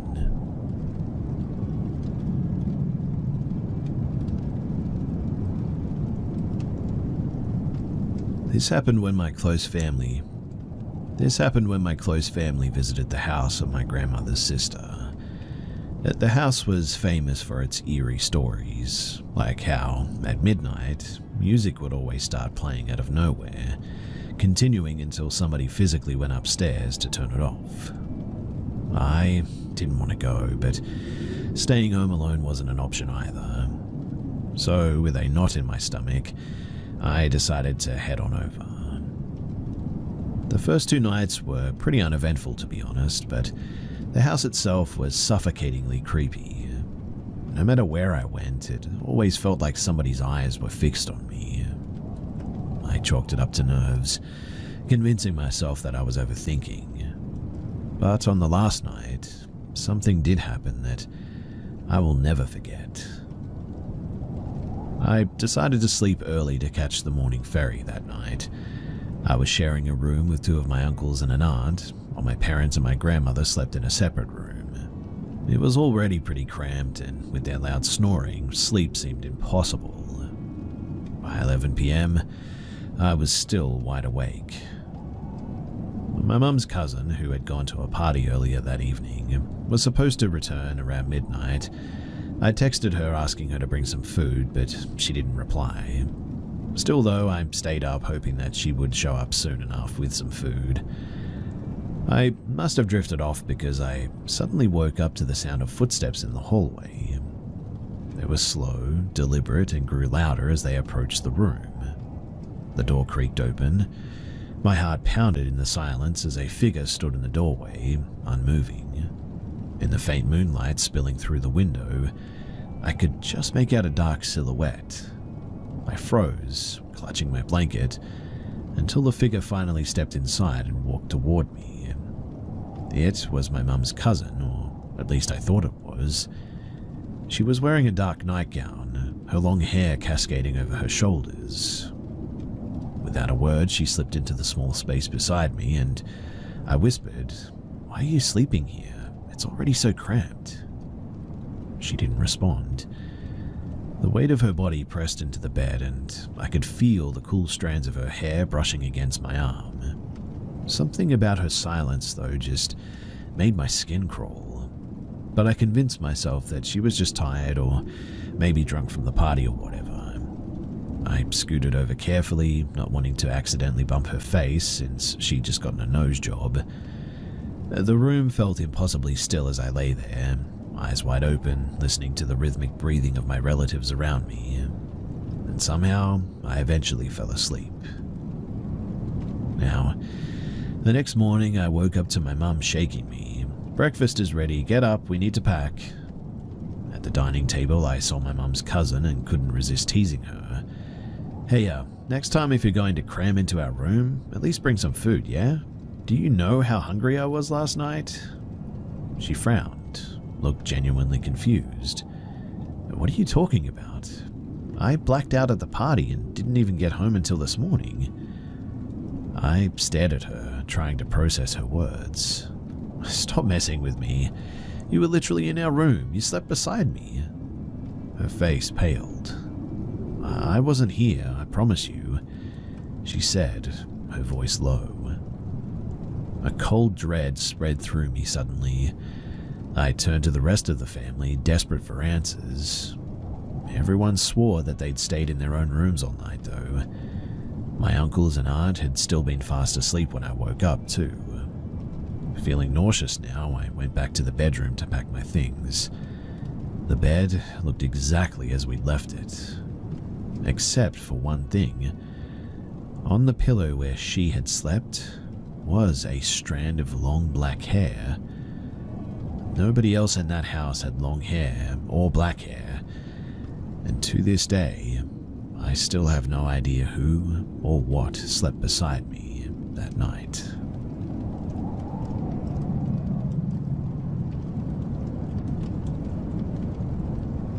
This happened to me yesterday, late in the afternoon. I had just finished buying some snacks from the gas station when a man approached me as I was walking home. It was dark out, so the only thing that I could make out was that he was about 2 inches taller than me, had a green jacket with a hood on, and had fair skin. He asks me what's in my backpack. I try walking away, but he then grabs my bag and refuses to let me go. He demands that I hand him the bag. I try my best to plead with him, saying that he could have the food inside if he was hungry. He didn't care though. He just kept fighting me for that bag. I did my best holding my ground and putting up a bit of a fight. Several drivers sped past me and none of them bothered to stop and help me. I was all alone on a dark and empty sidewalk. This gas station was in a pretty ghetto part of town. A bunch of drug addicts and violent people were around. I used to live there, so I knew that cops were regularly called into that neighborhood. I'm glad that I managed to escape that environment 2 years ago, but anyway, eventually the man removes his hand from his pocket, and I start fearing for the worst. I almost expected him to pull out a knife, but thankfully it was only his fist. He begins banging hard against my fists to the point that they bleed. I couldn't take it anymore, so in the end I handed him the bag and watched him run off. There were only some chips and some juice in there, so it's not like I lost anything super valuable or whatever. But I walked the entire way home, constantly looking over my shoulder, just in case that guy came back for more. I didn't call the cops because I knew that nothing would be done about it. I barely even had a description of the guy, so they wouldn't really have anything to go off of anyway. But now I'm currently at work with a bandaged hand, trying my best to get through the day despite the pain. I hope the guy who did all this ends up messing with the wrong person and gets the heck beaten out of him. I wish I never went to that neighborhood, and I wish that I would have just stayed home.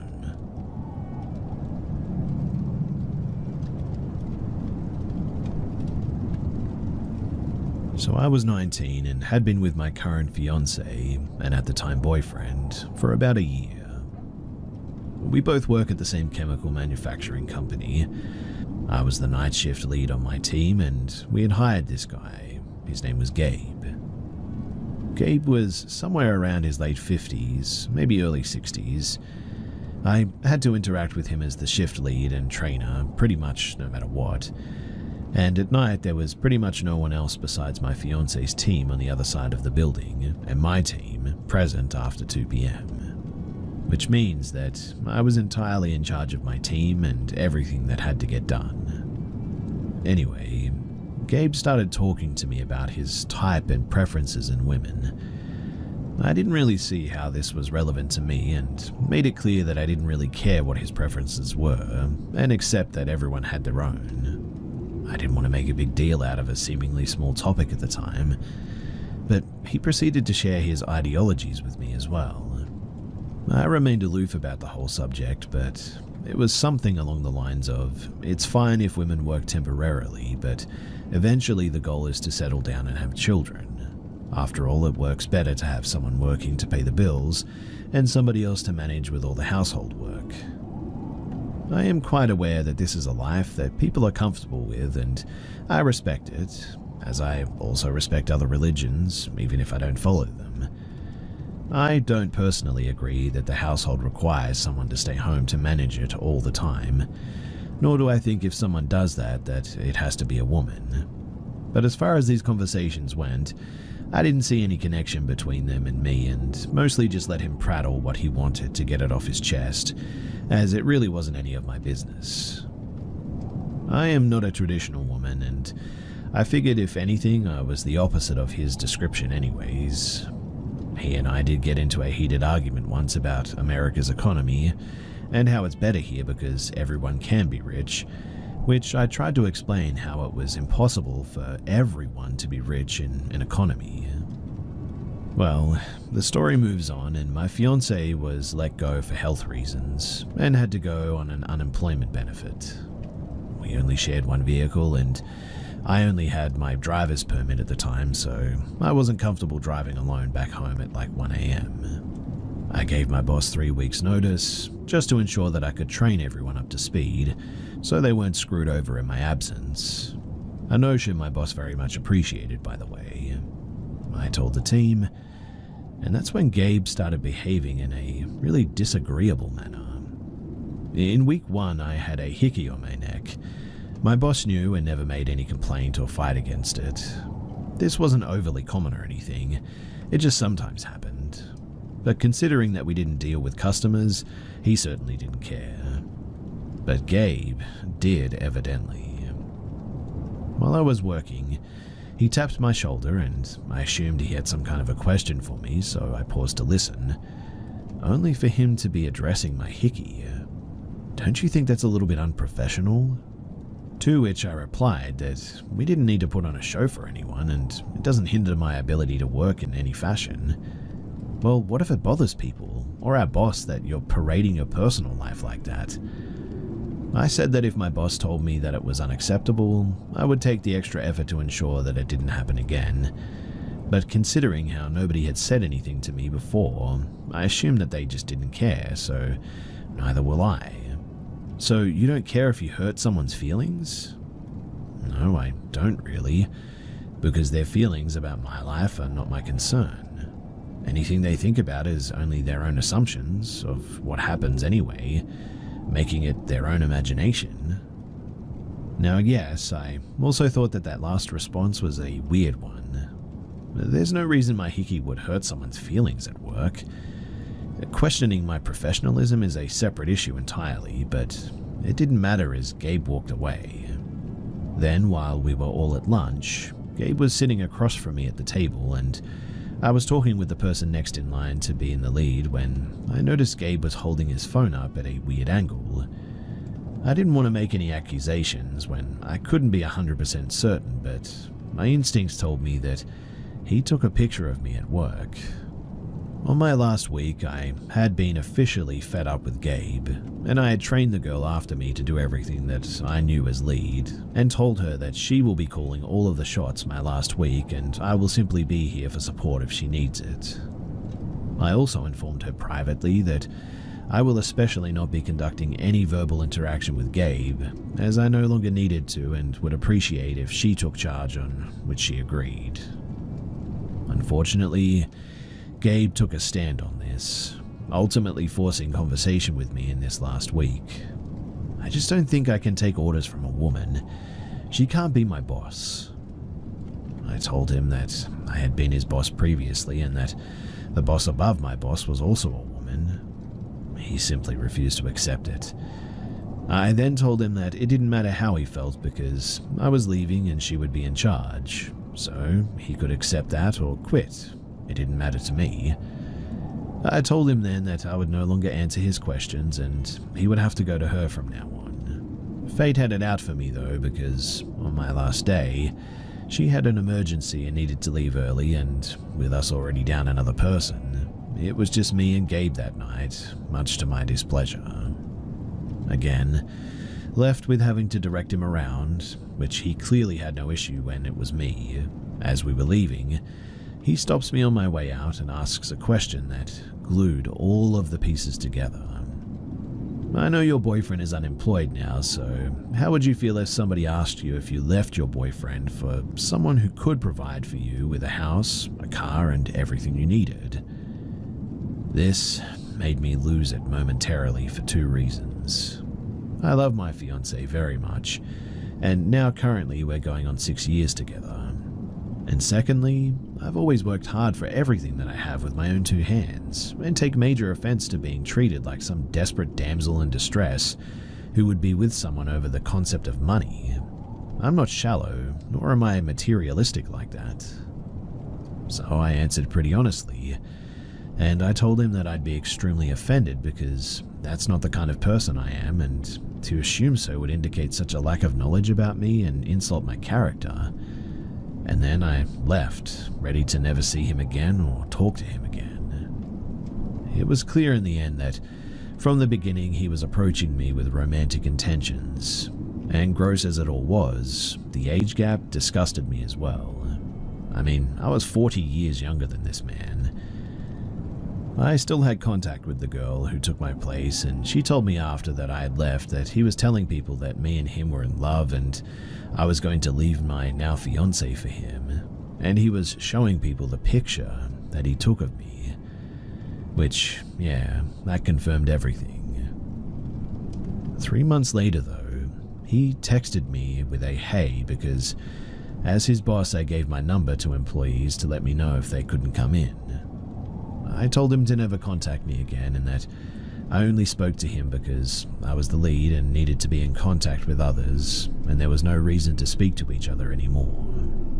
Then I changed my number to ensure that he could never contact me again, because this whole thing was going from an infatuation very quickly to stalker vibes.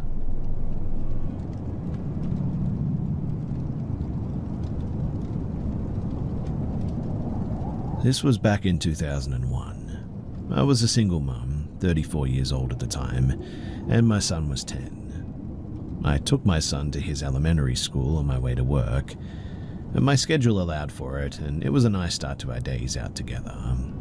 I would drop him off and then head to work that was about 10 minutes away. I had to cross over a river that ran through the city.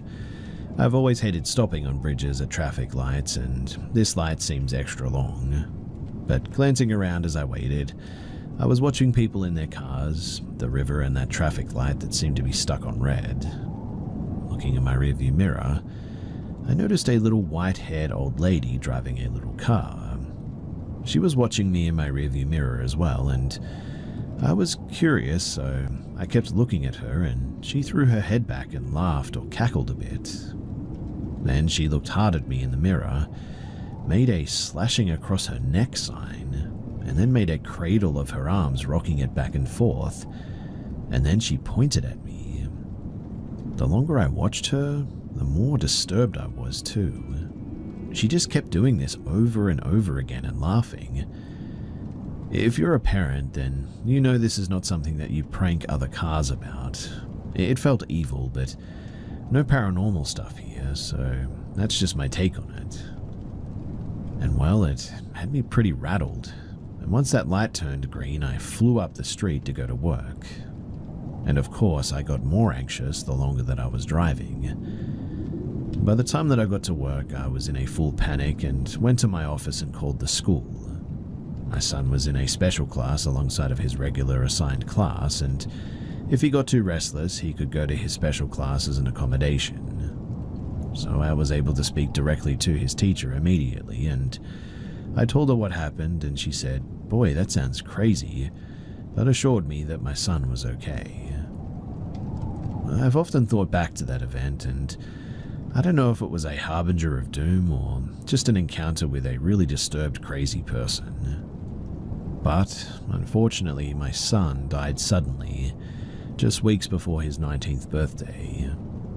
And the last thing that I said to him was that, "I love you."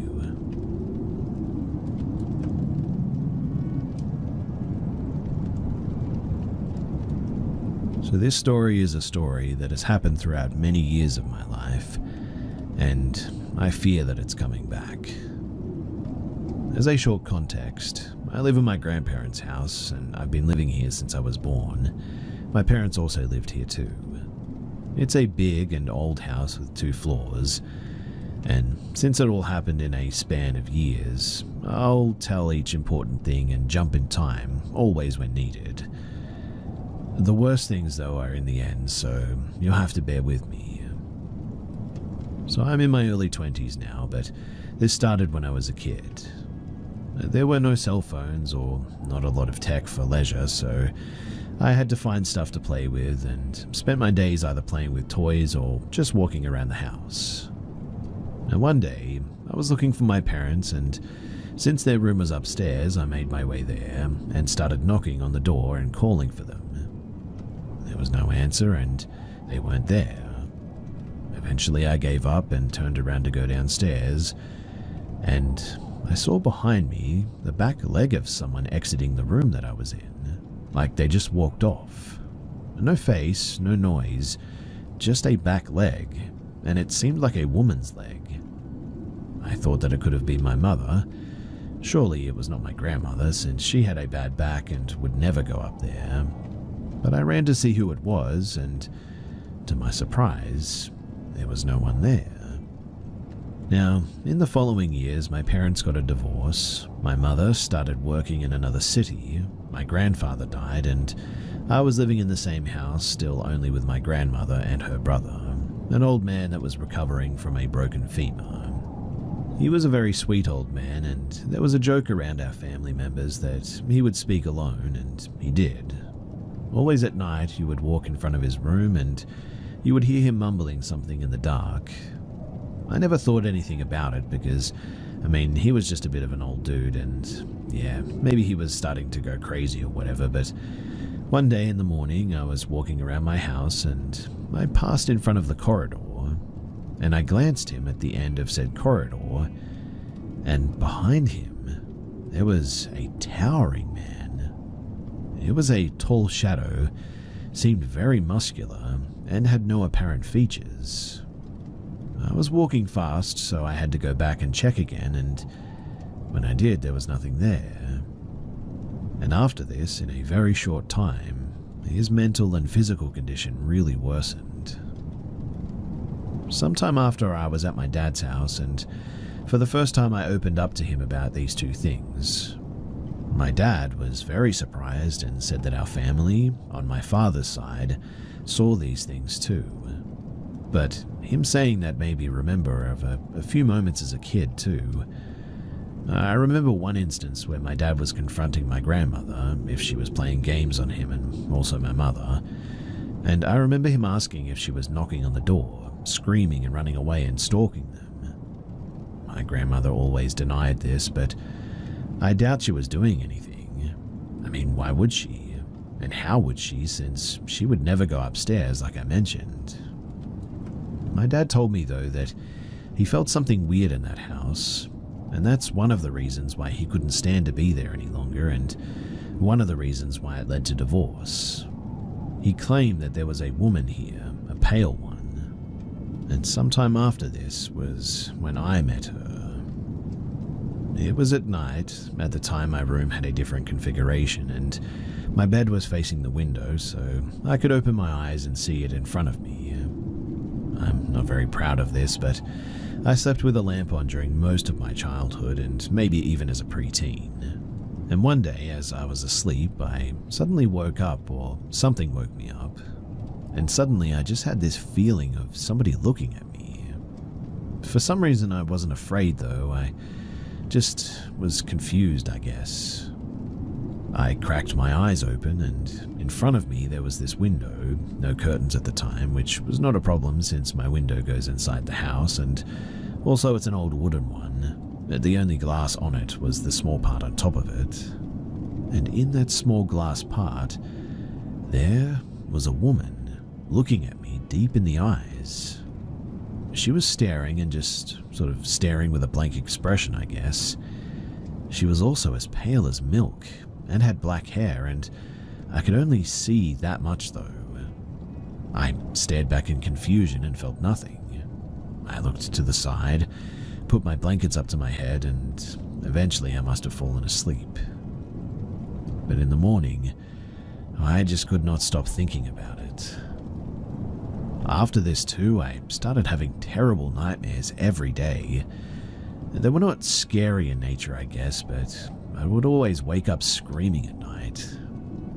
My mum was home during this time as well, and so whenever it happened, she would always come to me and try to comfort me. Now, I was sleeping another day, and I woke up, but this time I couldn't move.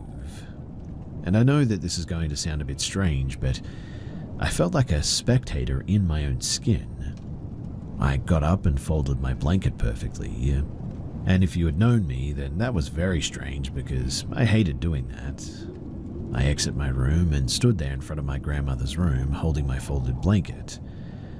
It was almost like sleepwalking, except I don't sleepwalk, and I was awake and I could see it. My grandma woke up and she walked to the bathroom and she saw me and asked what I was doing. I was standing there for a while. I turned around and walked to the living room. My grandma then called my mother and she went to see me. I was sitting on the couch with a blanket, staring at nothing. My mother told me to get back to bed, and so I did, and she told me to go to sleep, and so I laid in bed. She covered me with a blanket and slowly closed the door. And as she looked at me through the crack, I smiled at her, and I remember it, clear as day and very vivid. And my mother also remembers this too, but I swear to you that I was just not in control of my own body. I told my dad about this, and the woman, and he said that it was something to do with my grandpa maybe, or something like that. That when he worked for the railway company, a woman died there and he couldn't help her. Apparently that presence came with them and even stayed with them at the house. These days though, my grandma has passed and I live alone in the same house. And weirdly, nothing has ever happened since then. Except for the fact that I've started having those nightmares again recently, and I woke up some days ago with footsteps in my garage and there was nobody there. I'll admit that I'm a bit afraid and it all feels like something is coming back to me, which is why I'm here. I'm wondering if anybody else has been through anything similar to this and what you did about it. I certainly don't want this thing coming back, and if I can get rid of it, I would love to know how.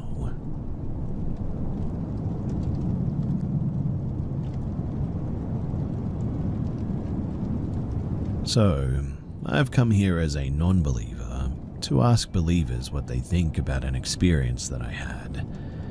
I don't particularly believe in ghosts or spirits or the afterlife or anything, but I really cannot explain what I saw or what happened. I don't do drugs, drink, I'm on no medications, and I don't have any mental illness or anything like that. So a few years ago, I was in the bath relaxing watching a video on YouTube. Very relaxed actually, home alone, or so I thought. Now my bathroom door folds in on itself to open, so there's a slit in the middle that you can see through, allowing the door to fold and then a slit underneath. It's quite a big slit too.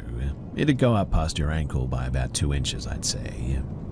Anyway, I was in the bath with my phone resting on the ledge of my bath where the taps are, which is right next to the door, so the door is in full view.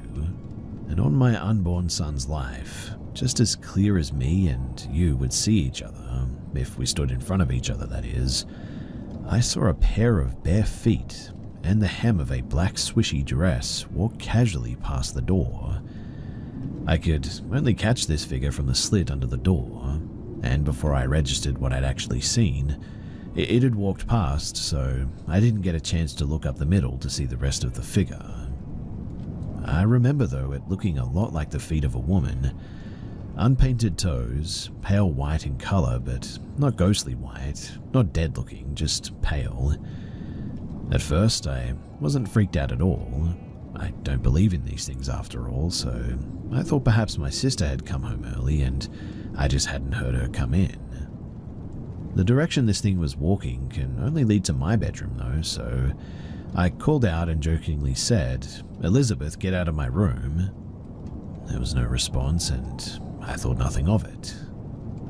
I finished my bath and I went to my bedroom to see what my sister was doing. And that's when I walk into a completely empty bedroom. I searched the entire house as well to find a completely empty house. In fact, the front door is still locked, the cameras haven't triggered, and now I'm absolutely freaked out.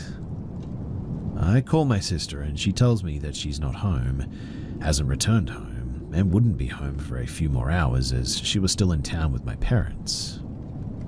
What made me most tense, strangely enough though, was just how eerie it felt calling out into an empty house thinking that I was talking to my sister. I'll admit too that I was very on edge afterwards and went downstairs with the television on and I just waited for my family to return. So, from someone who has no clue about these things and to people who do, what do you think that I saw that day?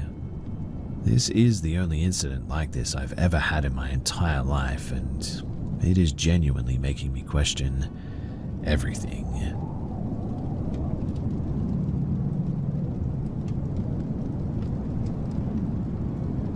These two events happened in the span of about 3 days. So I live in the capital of my country, which is a very large city surrounded by mountains, and UFO sightings, they are not an uncommon subject here, but they don't happen too often either. And whenever they do, it's always towards the mountains or the hills heading towards the coast. So, in the last 2 months, the activity has kind of increased. Like, for instance, around halfway through October, we spotted a bright red light floating in the night sky around 2 a.m., and the spot where it was located was exactly on the air above the mountains. It stayed like that for about 10 minutes, in fact, hovering, static without movement, to then just suddenly disappearing. Another one happened about a month ago, by the end of November. There was this strange orange light flying at high speed in the sky at around 9:30 p.m. I could see it for like 2 seconds before it just vanished. Most of the sightings are things like that too, but what happened recently is, well, a whole different story. You see, these things are always seen in the distance, miles away from the city, but this time it happened right on top of my head. So this happened on the 16th, and I was walking to get some bread and something to eat at around 8:40 p.m. I tend to always look at the night sky because I just really like the stars, and as soon as I looked up, my first exclamation was, "What the heck is that?" And there was this tiny orb flying above me, heading south towards the houses. First though, I thought that this might be one of those drones everyone's talking about, but then a second orb appeared from the first one. They flew kind of slow and then just sort of vanished into thin air. Thing is though, is that 3 other people also saw this. They were all looking up with a "what was that" sort of face too. For some reason after that night as well, I've felt like we're just being watched every night since then. Now, this is where things get a bit weirder too, because This happened last night. At around 3:10 a.m., me and my girlfriend were sick after the night of the 16th, and she couldn't sleep much because of a horrible head and body ache, so we stay awake most of the night, especially me to take care of her until she can fall asleep. This time I was lying in my bed, watching something on TV while she was in the bathroom. When she came back to bed, she looked outside to the street. We live on the 4th floor, and the way she looked back at me was the same look that I had that night when I saw the orbs. She double-checked outside and looked at me straight to my eyes and said, "I saw something weird walking on the other side of the street." I already had that being watched feeling, but I really wasn't expecting this. What she described was a small dark figure, like a silhouette walking fast on 2 legs. The thing is that it was heading towards the location that I saw the 2 orbs 3 nights ago, and I had to see if I spotted whatever this thing was, so I got up, but I couldn't see it. But, weirdly, on the building across the street, which is an apartment building that hasn't opened yet, there was constant movement of small shadowy things from around corners. It almost looked like they were watching us. I had an uneasy feeling the rest of that night, and even do now. At the moment of sharing this, I still feel like that, and we have no idea what we saw or no idea what those things were, but if it was an actual alien or something else, is there anything that we can do about it?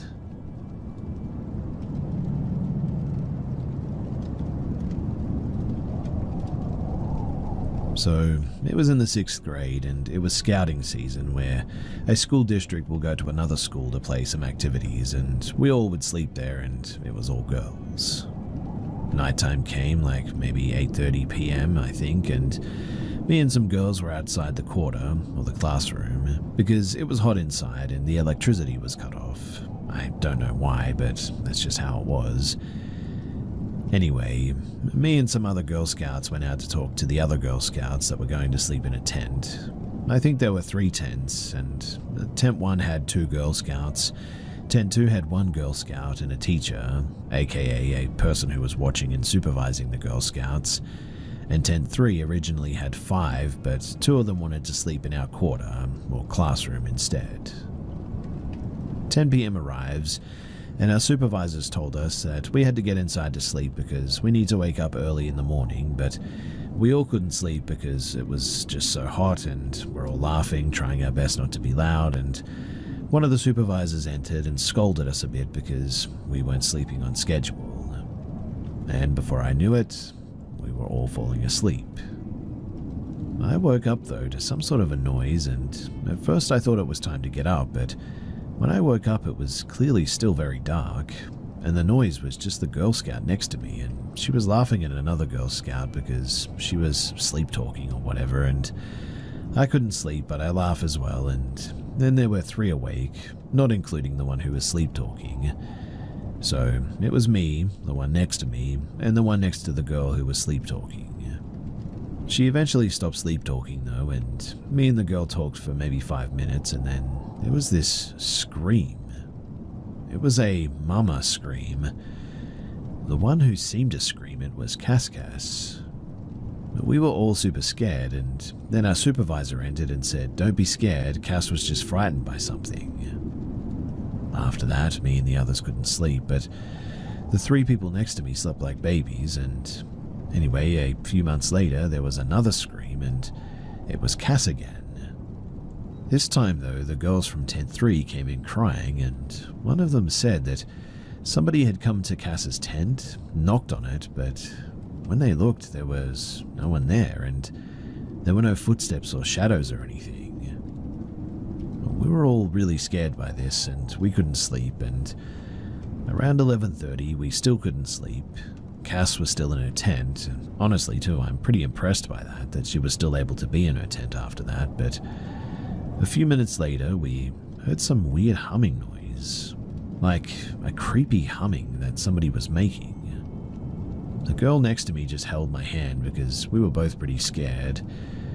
I don't know when I fell asleep, but when I woke up it was 3 in the morning and everybody was getting ready for the activities on that day, and while we all waited to use the bathroom, some of us huddled in and discussed what happened, and a girl next to me, Lisa, said that she had seen something in the window, and she said that it looked like a headless girl or just a girl without a head.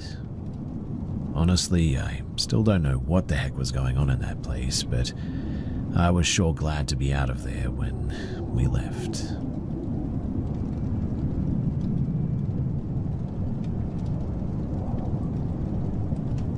When I was 16, I worked in my county museum for the holidays. My job was to tour people around one of our outdoor buildings. I usually toured people through the house, and back in 1855, a doctor built this house on the land where the museum stands. His whole family lived there, and it looks really realistic. I mean, honestly, when you walk into it, it feels like you're walking in and intruding into somebody else's home. Now, some days, as you can imagine, it's pretty slow there. Like, if the weather was bad or there just wasn't much going on, then I would usually just sit the house for hours waiting for people to come in. Well, one day, I was sitting in the main entrance waiting for people to stop by. I remember that it had been raining that day and it was pretty slow, and I had only 3 other people come in, about 2 hours apart. Anyways, I was just sitting in a chair that they had provided me and was scrolling on my phone. My peaceful environment was then interrupted by a strange noise. It was coming from behind a door that was about 5 feet away from me. Since I knew what every part of the house looked like, I knew that behind that door were servants' stairs and a door to the cellar. I was a little bit startled by the noise and chose to ignore it at first, but I heard it again and I was like, if it's a mouse or something that was rustling behind the door, then I should probably do something about that. I decided that I might as well go and check it out, just because I was bored mostly. I opened the door, but the noise persisted. I had then realized that the noise was coming from the cellar door. Now, I had opened the door on other occasions, but I never had the intention of going on down there. If I had to explain what it looked like, I would say the basement from The Conjuring. It was pretty scary, to be honest. But from debating in my head, I decided to open the door in the end, and to my surprise, as soon as I did, the noise stopped. As a matter of fact, the whole house seemed to stop making any noise. I stood there for a good 15 seconds before closing the door, a little bit confused. I locked it since many kids loved opening that door and would pester me to let them go down there, and went to go and sit back down again. Well, a little bit later I heard creaking again. This house was really old and almost everything creaks, so the doors, the windows, the floors, even the lights make noise. But this was like as if a bigger person was upstairs and was walking back and forth, sort of creaking. Strangely enough, I recognized the creaking as well. You sort of know when you're at home and there's that one floorboard that creaks that everyone knows about? Well, after a while you recognize it and know exactly which board it is, and, well, I knew that it was in that area that was in one of the bedrooms. It kept going for about 30 seconds before finally it stopped. I kept really quiet to make sure that nothing would happen, and I knew that nobody should have been up there since the only way to enter was right where I was sitting, and I knew that nobody had come in. I would have seen it or heard it at least, and either way, I just tried to brush it off. I mean, it's an old house and maybe a breeze came in or something. Maybe it was just the house settling, who knows. So I sat back down and went back to my phone. About 45 minutes later though, some people came in and I gave them a tour. I didn't notice anything strange and wished them a great day in the end.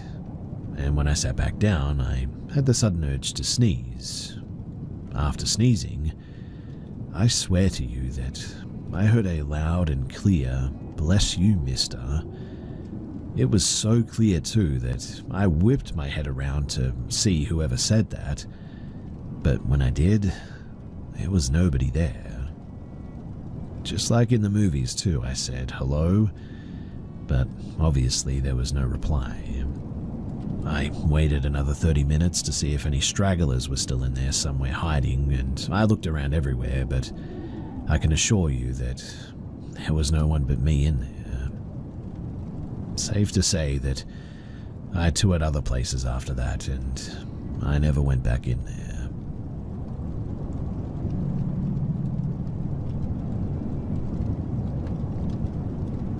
When I was younger, 3 years old, we moved into my grandparents' old Victorian house.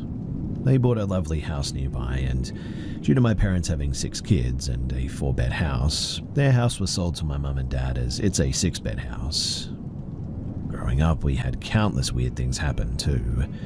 Horrible nightmares, hearing things, seeing shadows, feelings of being watched, or not feeling alone when you were clearly alone, etc. But my dad was Catholic Christian, so often tried to play it down. As I got older, he explained that we don't believe in spirits. Funny though, because we believe in the Holy Spirit, but okay, whatever. And that basically we don't mess with that stuff, as he's always been told not to mess with the unknown. One thing that's always happened and still happens to this day is the hello ghost though. We call it this as it's happened to pretty much all of us, Mum and most 6 kids, and our partners. And it might have happened to my dad, but he would never admit it. But whatever this is, it will usually get you when there is nobody else home, which was rare as you can imagine due to having so many people living there. But it always sounded like our eldest sister shouting hello over and over again. And I mean, it wasn't like we all wouldn't used to say hello back, as, I mean, why wouldn't we?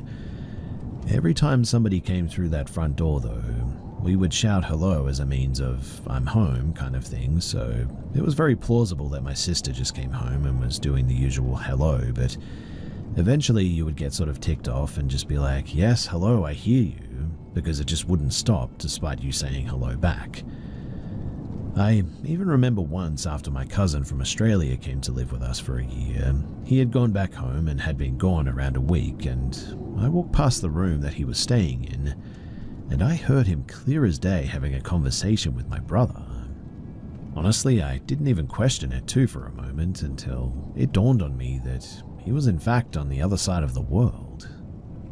Again, I didn't know what mimics were at that time. This was over a decade ago, so I walked into the room and the room was empty.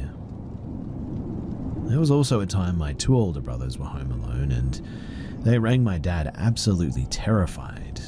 They had barricaded themselves into our living room, in fact, as they said that they had heard the most terrifying scream. My dad first told them to check if any of our sisters or myself was home, who would have screamed, but they legit wouldn't leave that room. They said that they didn't hear anyone come in and that they were alone in the house, definitely. My sister and her partner eventually came home, the house was checked, and they confirmed that no one else was home.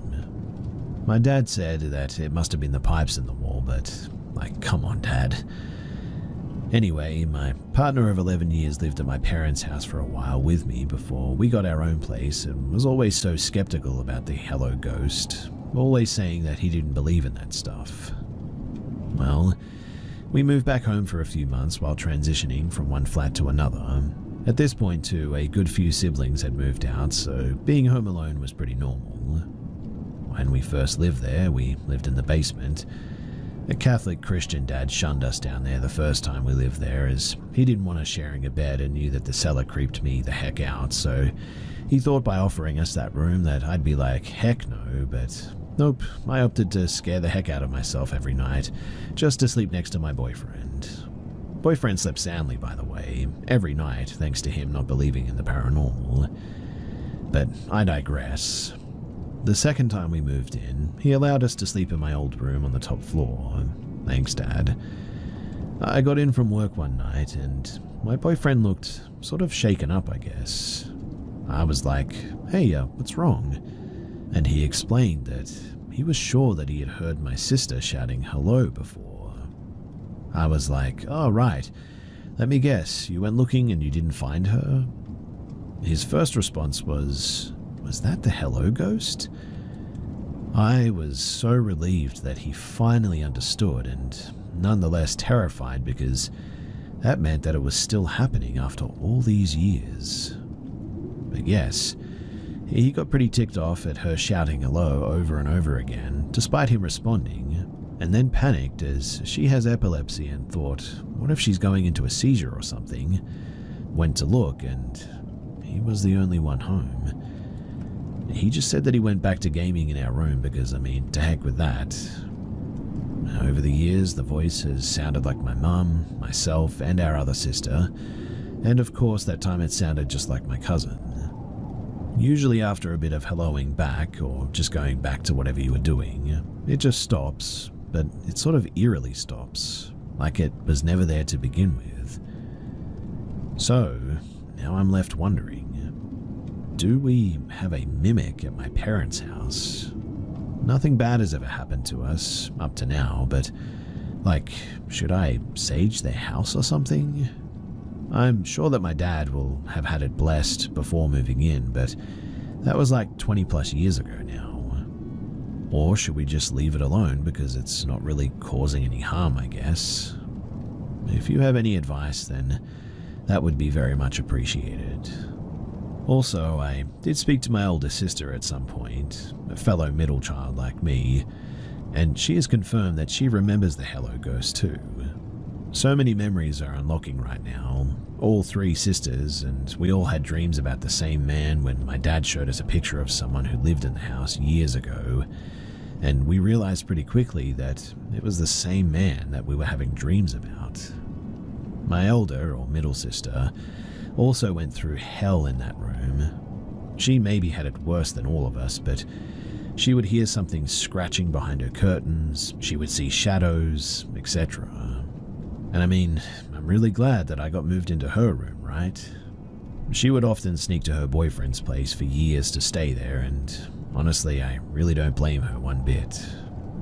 Like I said, thankfully we moved out, but again, if you have any advice, then I would really appreciate it.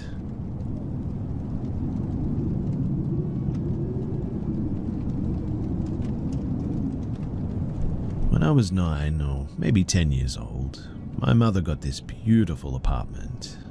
It had a nice fireplace in the living room, a huge kitchen, it had built-ins everywhere. It was a stunning house with stone accents. I was so happy that she could afford it because, we never lived in a fancy place before. When we were doing the walkthrough, in fact, the owner was telling us that the house was a part of an underground railroad and had a special light that it would turn on for those looking for a place to hide. She showed us a spot hidden under a built-in bench where a hidden sliding door was. It led to an opening under the staircase. She even let me climb in there to learn the best hiding spot in the house. She walked us through the whole house, and it had 2 nice porches. She then took us upstairs to look at the big room with the walk-in closet, which would have been my mum's room. For some reason, the apartment was listed as a 1-bedroom, even though there were 2. My bedroom would be downstairs in what the landlord called the study. This area didn't look finished like the rest of the house. The last spot that she showed us was pretty cool though. She took us down to the basement where the laundry was, and she told us that it used to also be used as a funeral home and had a crematory in the basement. There was an incinerator and lots of old bottles with different labels on them in one of the rooms. She asked us not to go into that room without her because she was trying to preserve it. Then she showed us an exit through a tunnel that went under a cement pond to where people could escape outside of an underground railroad. She walked us through the backyard, and really that was about it. Now, the first encounter, and yes, there were several, most of these will be mine, but my brother came over to babysit, and he's 8 years older than I am, probably 18 at the time, I would say. I kept asking him for dinner and pestering him. He was playing his video games and he was ignoring me. I got very upset and started throwing a bit of a fit. He was in my mother's bedroom at the time. He didn't like it and pushed me into my mum's closet and locked me in there. I was so mad at him at that moment. I was so mad and I even had a panic attack, and in the end I actually fainted in that closet.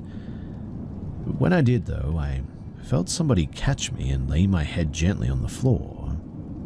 And what I remember was looking up at a woman in a bonnet and smiling beautifully at me.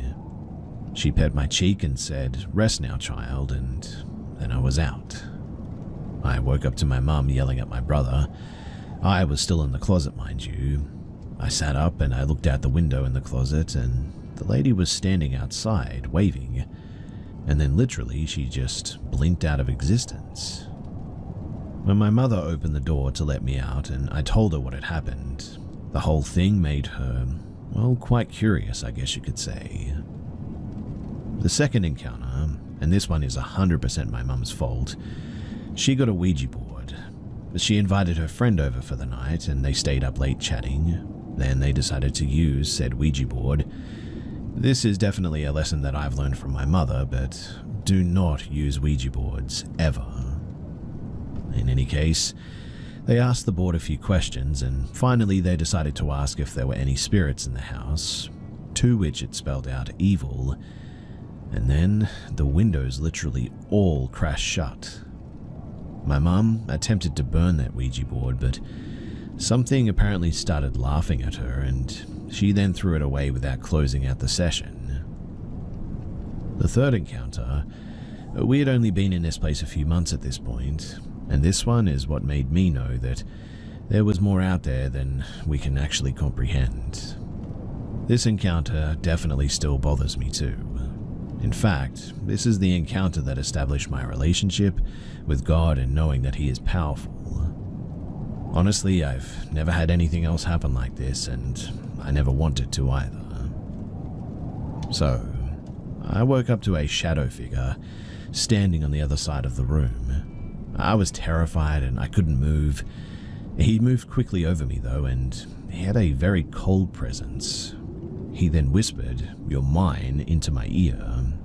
I was even more paralyzed with fear than I was before. I tried yelling for my mum, but nothing came out. He started to pick me up and I still couldn't move, but I knew I had to do something, but what? I tried harder to scream as I float midair in a ghost's arms. I let out a tiny squeak eventually, and it made me realize that whatever this thing was, it didn't have the power over me that it thought. Then I let out